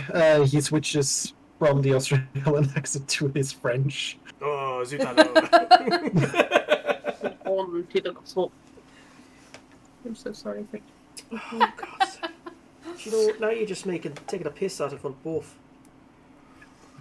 No, He Pablo, drags I up. am I am legally French, so fuck the English. I'll drink to that tonight. He drags out a bag, and you can hear the clattering of weapons inside it. And sure enough, there is a sort of rifle there. Excellent. It's got also quite a nice handle. I like this. I like this a lot. It looks very much like it has seen war. Cooper recognizes it. This is one of the newer models that were used towards the end of the Great War. Cooper, this is a weapon, not a meal. Do you suppose you could show me how to use this later? Or With those, you don't need much practice. You aim and you shoot. If it's within range, it will hit. if it's not within range, I wouldn't bother. I'd be running. I mean, the problem with this sort of shotguns is you need to be close. That's the point. Yeah, of course. I mean, yeah, you like to get close and dirty. I say you could probably pull off that one, but I would also like to recommend you one of these. He has picked out one of the little bit lesser caliber automatic handguns. Mm-hmm. Not the Derringer. The 32 caliber. Yeah. Just a normal sidearm. Yeah. Sure. Easier to conceal, easy to carry. Okay. He looks at Paddy. Do you have any of those nice strapping chest? What's it called? Harnesses? Holsters. Yeah. Oh, good Sure. lord. This... Excellent. We're going to need a couple of those. Paddy, Sergeant Paddy. He digs out, like, pretty much anything you would like of supplementary firearms equipment. Ammunition, sure, you got it. Yep, awesome. He also Yep, has a very inconspicuous means to transport them with. Oh, I'm A listening. violin case? No. How? I said inconspicuous. She means cello. It's a cello case. No, I'd never see that happening. Yeah. For the handguns and ammunition, there are some very light crates, wooden crates with stamps that indicate that it is men's hair products and beard products. Oh, And Wait, but do those two boys have beards? At all? The Cooper actual does. characters. Cooper does. they. Cooper does. Okay, Cooper. And he looks like a proper Frenchman, so Not right now. yeah. He took out the. people wouldn't ask Swear. questions to a Frenchman. Would you please What stop about Archie? trying to turn this into a thirst trap? But tell me more about No, their but does beards. Archie have a beard? He's Does got Archie have a stubble. beard? He's got stubble, but he has hair, and it also says hair pomade. Why is that important? Damn it! No, because it's just funny if you were I'm walking saying, around Cooper's with a gonna beard ask product and you Patricia, didn't have a do you beard. Cooper's gonna ask, do you actually have some complimentary beard balms or something? Oh, for sure. While we're here. Upstairs. Awesome. I mean, yes, it's a front, but it's also a legit business. The boys do an excellent job. Absolutely what? Excellent. Just what I wanted to hear. Cooper, half of Yes. the people upstairs, and even tonight, are very fine, upstanding gentlemen in the New York Police Department. So, outside the door, best behaviour. Understood?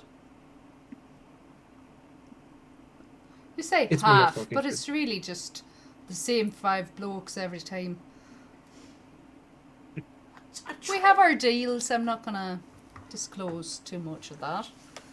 I try to talk you up, you bring it down. I try to make you look low, you bring it up. There's no fit that. Jesus, Mary, Joseph. There he Yeah. is. Oh, feck off! So Cooper and Archie's gonna load up with a little bit. And on their way out, Cooper's gonna ask them, so while we're here, do you have an appointment I could get some touch-ups? Make him more pretty. Yes, I believe. Talk to Di. He'll set you up with. I think Shan or Karan has some available slots. Wait, Di still works here? He runs the shop. Oh, God, it has been a while. Just because he doesn't have much hair left, Oh, gosh, that was him. eh? Well, that explains the look. Now I feel like a complete asshole. Very well, Sergeant. Why don't you go and get yourself prettified? Well, Make yourself pretty for me. Brr. I ship it. The rifle. Actually, you get a that too quite thin wooden box, but it's lined to fit the shape, and on the outside, let's see, what would it say? painting materials. Because a sort of rifle would be like this size It's ish. basically the stock, the actual firing mechanism, and about this much barrel. Yeah, so in total Yeah, about Whatever you cut it, really. with about half a meter. half a meter. Okay, cool. Don't get me wrong, Plus. it's not exactly the smartest thing to use, but it's effective. Yes. It is. Hair extensions. Yes! It's going to extend something. Make him look like a pirate. Make him look like a Oh pirate. my god. I approve. Let's make the sergeant look like Toupee. a land pirate. Let's give it up for- Anything else Yeah. we need to cover while we're here, Cooper? Actually, no. It comes in a box that makes it look like it's a suit. Packed down neatly. It's a great thing about this particular shotgun setup as well, as proven by Michael Bay in Terminator. If you drill through the stock, put a bit of string through it, you can hide it underneath the crook of your shoulder here. I mean, I wouldn't like the recoil might relocate your shoulder to a new postcode, but it looks cool. Yeah. Ah. It looks like a pretty neat box for something that's been dry cleaned. Ray looks at boxes. A suitcase. Let's just call it a box. It's made of box. Wow, where was the box imported from? Penguin. What? It's not a box unless it was produced in a particular area of box pain. Otherwise, it's just a container. Otherwise, it's just a fancy container. Yeah. But yeah, you get your haircut, or beard trimming, grooming. Do you get her haircut? Or... I think he doesn't ask, but then I think Dowie just decides he needs a trim. Huh? Dahi. Dai. It's the Irish version of David. I've never been Dahi. able to pronounce it correctly. You know that. Yes. Dai always cringed when I tried to pronounce it to him. Yes, The real we do. person. So, Anyway. yeah, he decides that, almost in a paternal way, so just like, Archie, sit the fuck down. But I don't need anything. Did I fucking stutter? Sit your ass in the seat. Guess with you. Oh, okay, I'm going. Oh, sits down. Jesus, nice to see you too. Nice stutter. Sit down. Sit down, Sit down. So yeah, Sit your ass down. set your cockle. Yeah, so you've gone shopping and you've had your hair trimmed and your beard. Well, one of you had your beard trimmed and everything. We're and, both bald. Yes. We come back. We're just Yeah. bald. No, just a little touch-ups. Yes. So by the time the ladies return, you are probably coming back. Yeah, I got the pistol too, Yes. but it's not for him. He's going to hand that No. over to someone else. If they meet at Peggy's, she's gonna make a phone call. Okay. But if not, then yeah. Where do we want to? Did we Probably, discuss the place? probably at Peggy's. Let's say Peggy's. The best Peggy. crest Place to be. sandwiches you've ever had. Do they cut off the crusts? Yeah, of course. God, I'm there. We're not savages. Apparently, Ashling is, according to Peggy. Well, What? it's all right. Well, we'll fix that. Oh my god. It's like Linda and Alphabet. Yeah. Oh no. Oh. Well, Peggy strides in and goes to her maid. But I can't remember if I gave her name last time, but we'll call her Lisa now. Yeah. Lisa, please get Miss Barnes on the phone for me, please. Okay. Barnes? Latoya Barnes. Where? Okay. As keeper, who are you intending to call? I'm trying to call I can't remember if she was a maid or just a worker in New Orleans. No, not New Orleans, sorry. Orlando. And Peggy's helping her. Oh through- yes, you're gonna Yeah. try and contact Latoya? Yeah. Yes. Let's see. She is. You know that she might be at church Right. because it's Sunday Oh, yeah. and it's still quite Right. early, so she Shit, might. it's still a Sunday. Yeah. Yeah. It's quite early. Okay. Yeah. Well, then she'll send her a telegram asking if they could meet at her cafe where she works. Yeah. On the day off, not while she's working, but yeah. Yeah.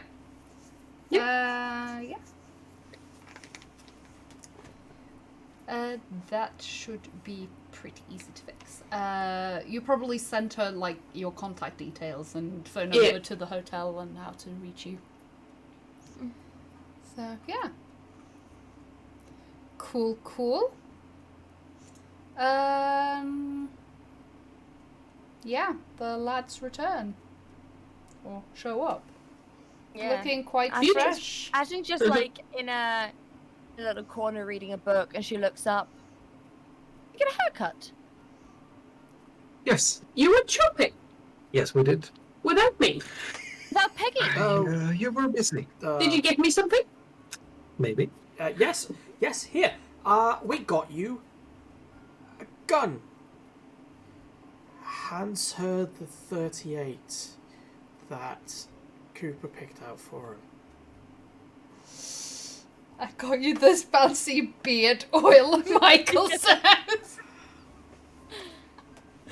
Also works on legs. That's popular with the ladies.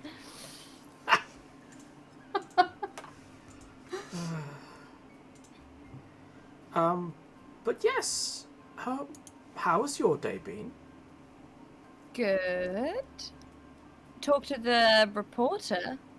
Oh, It's very nice. We're gonna try to stop a man, getting hung for something he didn't do. that gentleman from Harlem. Oh, are we going to fuck up that corrupt cop? Maybe if you ask nicely, I'll maybe let you in on some of the details. Well, at least get him fired. I mean, please? She actually she has a book and she wide eyes. Say that again, please. Oh, come on. You said One more ask time. nicely. One more time. Music to my ears. Music. Actual music to my ears. Turns to the other two. Do you see? When I am actually nice. You usually say please. Oh, he never does. That's why. Say it one more time, please. Even I said please now. Oh. Okay, but if I say it, will you... Don't fucking please. Yes. Okay. We didn't really get any new information, but thank you. You spawn of Satan. You say sleep. Oh my mean- gosh, Michael just wrote, Ashley has already ordered a rug to hide the body. He's Oh, got, with her track record, yeah. told you. Exactly. I like that Aisling is just Aladdin, but mine's the magic carpet. She's like, well, we are going to call his wife, Millie, or maybe a friend to get to Millie to try to talk to her to get some information and try to get him out of jail. And if we can prove that he is innocent, which he actually is, and he's only framed for the murder, that means that it will look bad for the cop and the others that actually work there. With me so far? Excellent. Well, me and the sergeant will be soon paying a visit to Juju House. Okay. You know, the The scary imports place. Yes. Mm-hmm. Yes. Do you know when? Well, Guns are blazing. honestly, we were meant to talk about it, but then we started to talk about war stories and things, and I have Oh, to you tell you, bonded. That's You so know- nice. Like Aisling narrows her eyes but you've never been in war. I've had wars of my own, on a personal level. So you're Peggy talking is very about your confused. own mental demons compared to actual wars. Wait, Oh, you're God, comparing no. yourself with a war hero? no, don't, don't. Oh, what's the word again? Patronize? Yeah, don't patronize your own demons. I mean, for an untrained soldier, those can be pretty harsh. Yeah, what the sergeant Is said. he training Ha! to be a soldier? Yes, yes. Are you sergeant's training been to be a teaching you how to- soldier?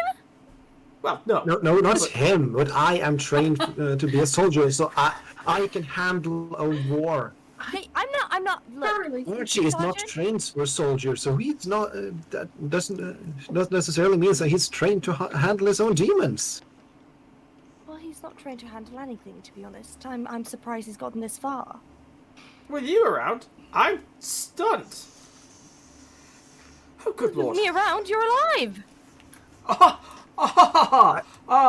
Honestly, I think you're giving your brother a little. What? I think you're giving him a little too much critique here. Oh, He's got some Folds- qualities. folds arms, takes a step back, so He's a very good standing. hugger. What? Oh, gross. What? Archie, What? am Okay, I? okay. Sergeant, Archie, am I, Sergeant, please do am I tell me, allowed? What Yes. kind of qualities, good qualities, does my brother possess? Archie, am I allowed to What? tell her? You're, yeah. He's Tell me got some what? pretty No. good contacts. He's got a good, I good already net kn- of I already- contacts, it seems. Good I already know that Archie was quite shady and had some shady contacts. That's not a great quality sometimes. I mean, guess now if you had any nice presents and the presents came from that, but Shady contacts. I can assure you, my infernal sister, that you are positively umbral among my shadiest of contacts.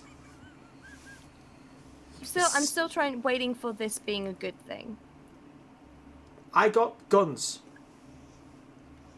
And And that's good He's also- quality. He has fun qualities. He also found just- found out where the masks might originate from. yes. Mhm. Yes. I already knew that, Kenya. No. Nah. How did No, they get sorry. here? Where would you get Like it that, in sorry. here in New York? I also We need got a hair front. products. Thanks to Archie, we might have found that front. Aha! And as both Michael and Fudd points out, hair products. Yes. And We do not mention the hair products. also, I might add, look how nice he looks now. As opposed to. Yeah, Sergeant looks. Yeah, I I mean- mean, quite well. The sergeant had always been handsome, with or without a haircut. You, however, have always had a bit of trouble. Not that you're exactly a very good critique about what is attractive or not. Last time I checked, your idea of handsome was someone who did not fall through a bush backwards on the back of a horse that was having diarrhea. Good day! Turns around, Sorry? realizes where he is, turns around and goes, wait, what were we talking about? You do this every Well, I need to fucking take time. you to shopping one day. That's Oh. yes. I'm completely Peggy. fine, and being attractive is not a part of my But you're so work. pretty It's not my already. thing. Just think with just a little bit more. Oh God, I am Polish. We're doomed. Oh my God! Look, I'm You fine. don't know your own. Oh. She does. my own worth. I know exactly my own worth. But you don't use it to your fullest potential. Oh God, heavens. I am a professor. I Yeah. am a female professor. In hand-me-downs, wrinkly, grey, old lady clothes. You can do better than this. Oh, You I can run in these clothes. You can hide a body in these clothes Oh, if I need to. I love how Brenda has got bright white. Wow. Archie Aldo's sits suddenly gone down. demonically bright white. Yeah, I have. How It's because I'm so dare. fucking pale. I'm so pale. I changed my green hair. think, I am so. Archie's gonna watch the I- show. I'm a This is great. librarian. No, you're not. You're a professor. And I am a professor. Gosh, you'd be like, you know what?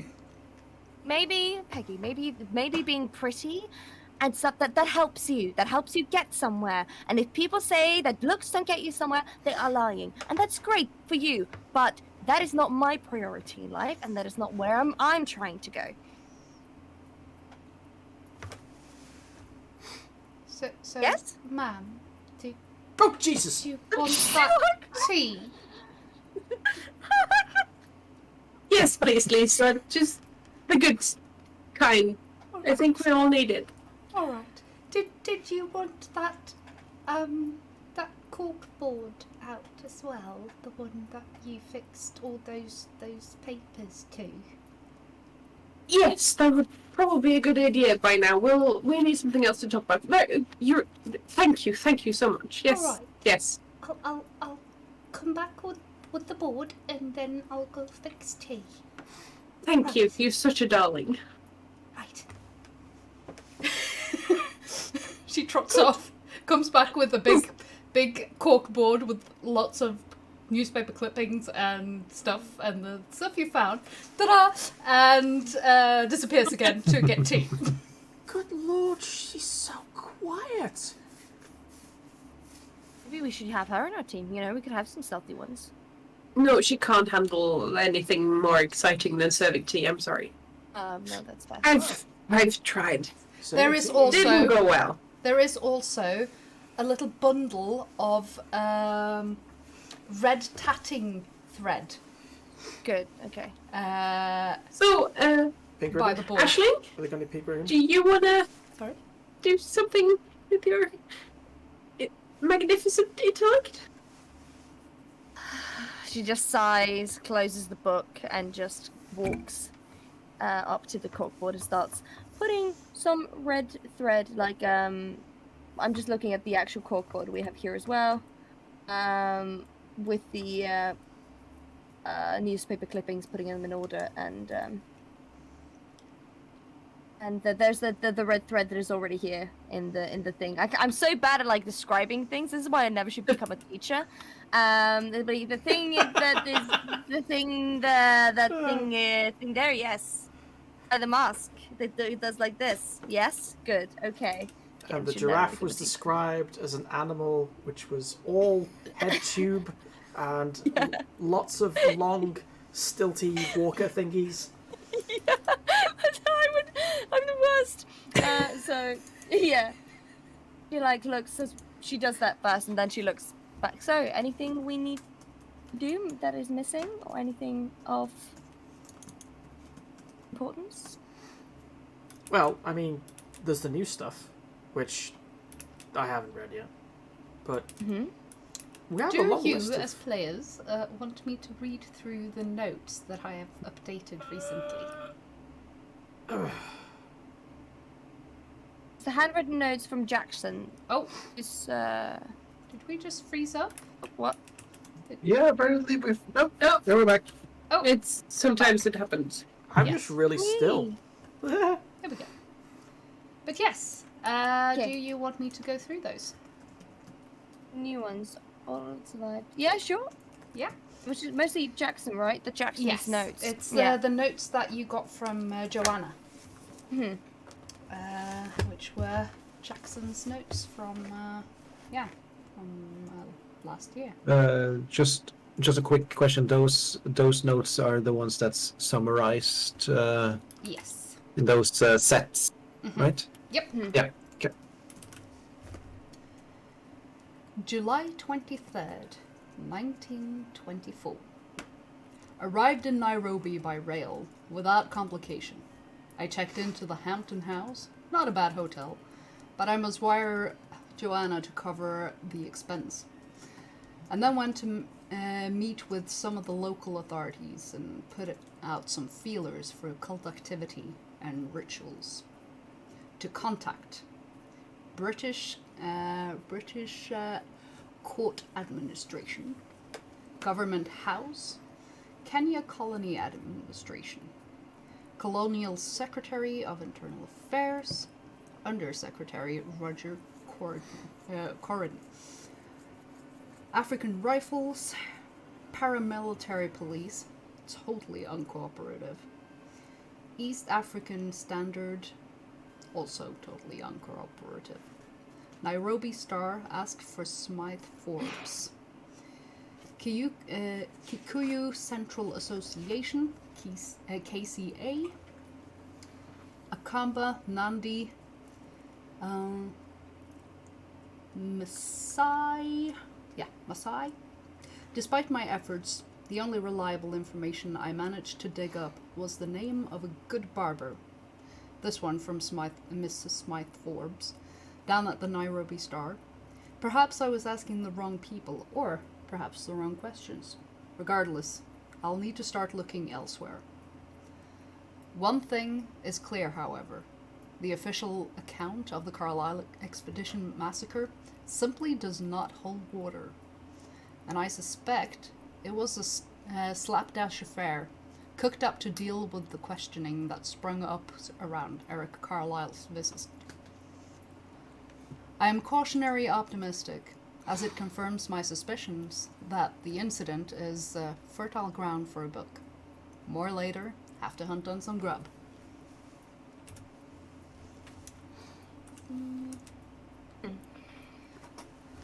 July 26th, 1924. Last night I finally arrived at Ndovu village, the closest settlement to the site of the massacre. My guide Thomas and I came on foot from Nairobi. There are no roads or even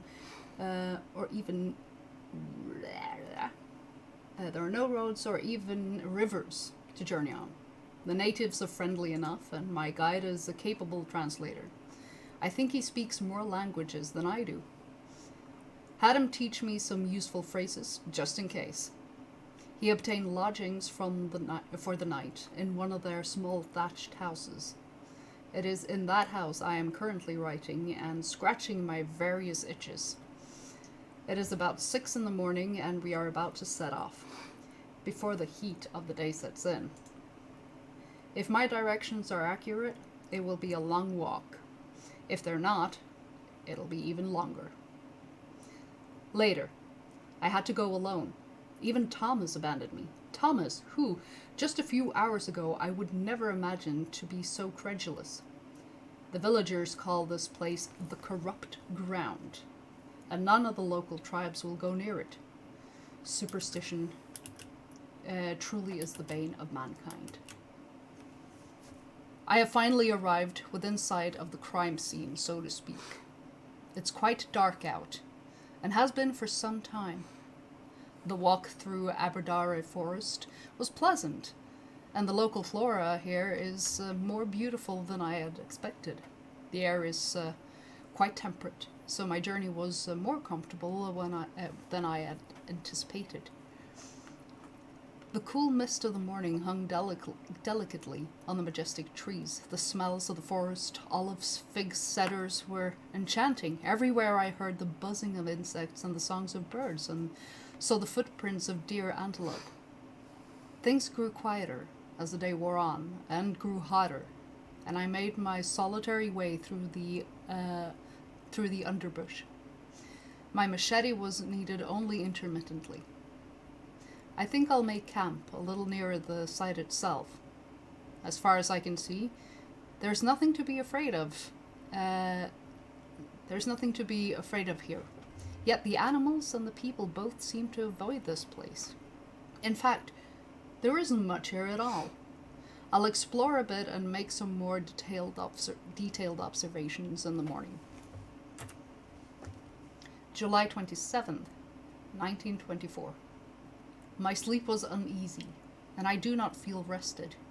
Still, I woke up later than I had planned, exhausted by yesterday's journey. Looking at the massacre site in the daylight, I can begin to understand how this barren plot of earth has generated such fear in the tribes. The last leg of my journey was difficult. The underbrush here is much thicker and thornier. The silence here is disturbing after the cacophony of the forest, and a rancid smell hangs in the air. The clearing itself is about half a mile wide. Everything here is blackened and barren. The moist soil sucks gently at my boots. Nothing grows here. I refuse to give credence to the locals' primitive fears, but there is no doubt that this clearing has borne witness to terrible deeds. Even breathing the air here leaves a bitter aftertaste in my mouth. On the advice of my guide, we discussed the matter before I left. I decided not to seek out the burial pits of the expedition bearers, as those have been turned over and refilled by the authorities. In truth, I was glad to leave. If there is some secret here, it eludes me. July 28th, 1924. I reunited with my guide when I returned to Ndovu. To Ndovu, and with his help asked a few more questions of the villagers. According to Thomas, the villagers say that the massacre site is cursed by a malevolent local deity, the god of the Black Wind, who lives atop of one of the mountains to the north. They would say little more. I'll do some more digging when I return to Nairobi. I think I'll rest in the village for a few hours before beginning the trek back. And then he's drawn a little mountain top with a question mark and written Black Wind, question mark. August 4th, 1924. Interview with Johnston Kenyatta. Mr. Kenyatta, a local folklorist and political agitator, I'll admit to some admiration of the latter, in Nairobi, agreed to speak to me about the Carlisle expedition. This is a compilation of my shorthand notes. Having been warned by Miss Smythe Forbes that Kenyatta possessed some radical political leaning, I was naturally intrigued to meet him, but still had to keep the conversation on the murders. Kenyatta unfortunately professed to have only limited knowledge of them. He suggested that the massacre may have been perpetrated by a group known as the Cult of the Bloody Tongue. This cult is supposedly based up in the mountains north of Nairobi, no more than a day or two's journey from where I wrote my last notes. He also claimed that the cult is led by a high priestess who is part of the Mountain of the Black Wind. This sounded like a repetition of the superstitions of the villagers in Ndovu. I, for my part, had encountered no signs of a death cult in Aberdare, and the villagers never spoke of this bloody tongue. I expressed my skepticism, but Kenyatta was adamant, asserting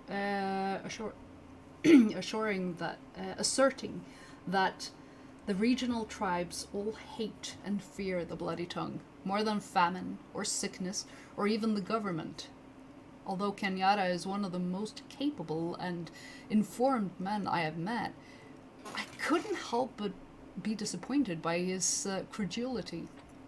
How could such an educated gentleman spout nonsense about tribal magic, offering no protection against the cult? I bet such superstitions wouldn't offer much protection against the Colt 45 or propane gas either. As we shook hands, he grasped my fingers a bit too long and too tight and stared at me intently. The gods of the bloody tongue is not of Africa, he said quietly. Not of Africa. Although I have no time for superstition, I could see his concern was genuine, so I returned his earnest stare and thanked him for his cooperation. On his way out, he told me to come back to Nairobi in the future, once things are different. I would, he said, always have a place to stay here.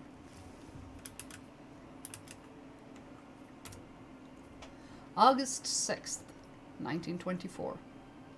After confirmation with a number of good sources, especially Sam Mariga railway station, I've come to the conclusion that Kenyatta's stories of the bloody tongue are, if not true, then at least widely believed. I listened to the numerous grisly tales of children stolen in the night for unspeakable sacrifices, and of creatures with enormous leathery wings flapping down from the mountain to carry off hapless locals. Could this be the version of the Black Wind of the village dwellers? At any rate, though these notions were widespread, there was a certain bogeyman character in their structure and repetition. Despite my efforts, I am still without solid evidence of the existence of this cult. The god of the bloody tongue is unknown among most Western folklorists, and it fits none of the archetypical African patterns, neither in its supposed characters or in its predatory worship. Still, the fear in the eyes of the men and women I interviewed is real enough, and the Carlisle expedition wasn't butchered by a fairy tale. August 6th, 1924. There's an unvoiced question hanging over all my work here. Why did Carlisle and the others come to Kenya in the first place? No matter what else I find here, I can't make a coherent narrative of the events without answering this riddle. I can't find any hint of a Kenyan itinerary in the earlier materials I've gathered. My gut tells me that the expedition must have found something in Egypt that led them southward. Note to self: go back over the Cairo portion of Carlisle's itinerary with a fine-toothed comb. See if anything turns up. August 7th, 1924. Interview with Lieutenant Mark Selkirk. Lieutenant Selkirk led the man who actually found the remains of the Carlisle expedition. This is a compilation of my shorthand notes. Lieutenant Selkirk is a tall, bearish man with treacle-thick English accent. He came to Africa during the Great War and fought in the campaign against General von Lettow-Warbeck. After the war, he remained in Kenya under the colonial government. Selkirk and I commiserated over the unpleasant trek to the massacre site and the decidedly less pleasant destination. Selkirk's men had more trouble than they had expected in finding the site. They'd hoped to simply follow the stench of decay, but it was entirely absent, despite favorable winds. When Selkirk arrived at the killing ground, he was startled to discover the corpses still in remarkably good condition, given the amount of time they must have lain there, almost as if decay itself wouldn't come near the place. That was the only sense in which the bodies were in good condition, however. The gore was unspeakable, and even the hardier men were made sick to their stomachs at the sight. The corpses had been torn apart and scattered haphazardly across the clearing, as if by wild beast, but Selkirk could not think of any animals in Arbadar that would take such care to systematically dismember the bodies without eating them. Unimaginable, Selkirk called it, staring dully at his tea. Uncanny. Recalling the incident was obviously unpleasant, so I moved on to a new topic. Lieutenant Selkirk believes that the official court account of the massacre was probably correct in stating that the Nandi tribesmen were somehow involved, but he suspects the charges against the ringleaders were trumped up. It wouldn't be the first time, he said darkly. Some things are the same everywhere you go, I guess. Lieutenant Selkirk also confirmed my suspicions that none of the bodies of the white expedition members were ever found. Only the corpses of Kenyan bearers were strewn across the barren plain.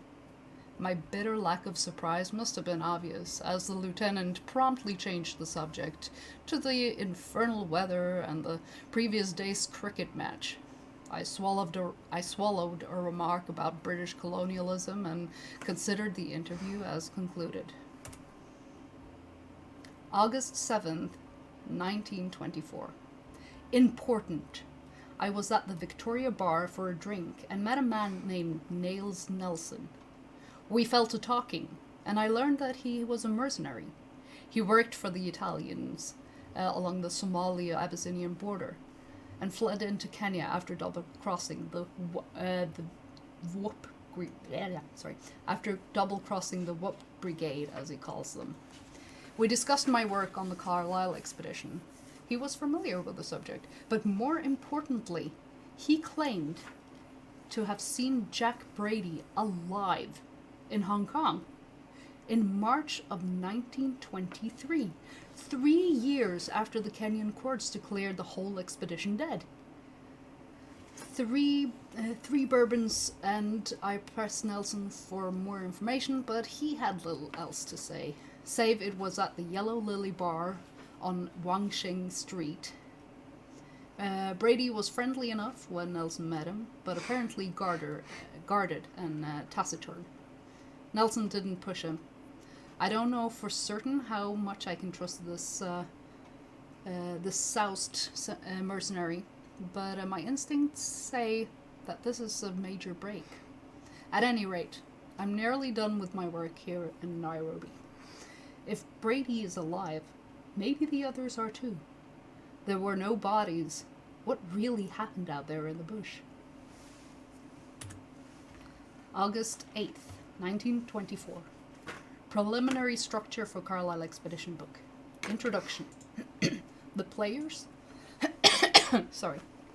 The players: Carlisle, Masters, Houston, Penyu, Anastasia, Carlisle's lover. Itinerary: media, tell what happened, explain why, bloody tongue, ? Conclusion. And that concludes the notes. Yeah, I'm not gonna lie, my Okay, brain Mom. is fried.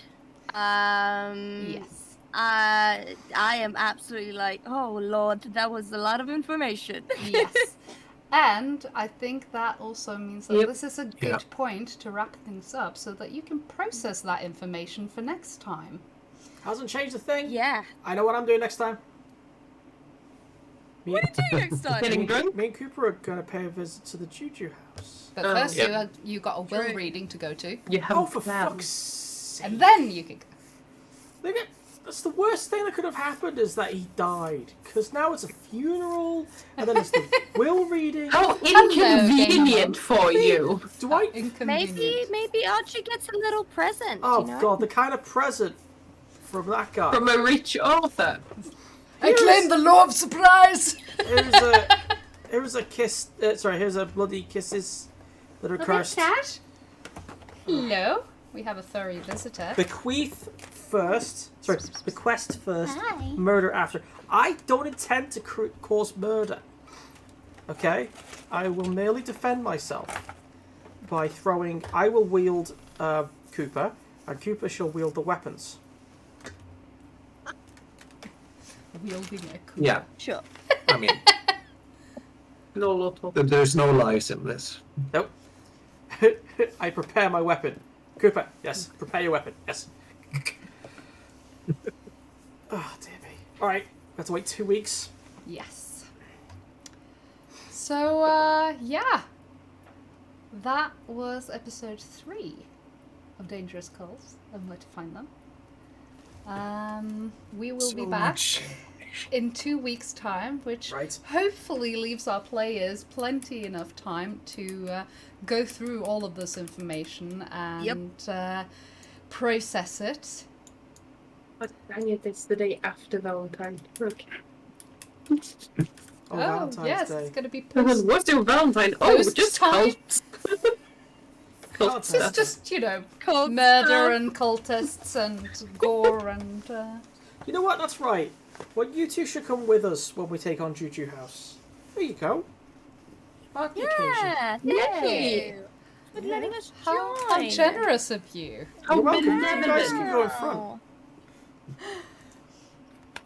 Anyway, so with that, I think we're just gonna say thank you so much for watching, and Check out the notes.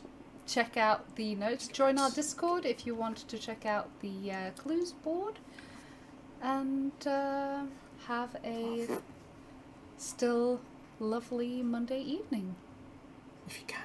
if you can. Yeah. Yes. So thank you so much. Wait, how many people are we from 100?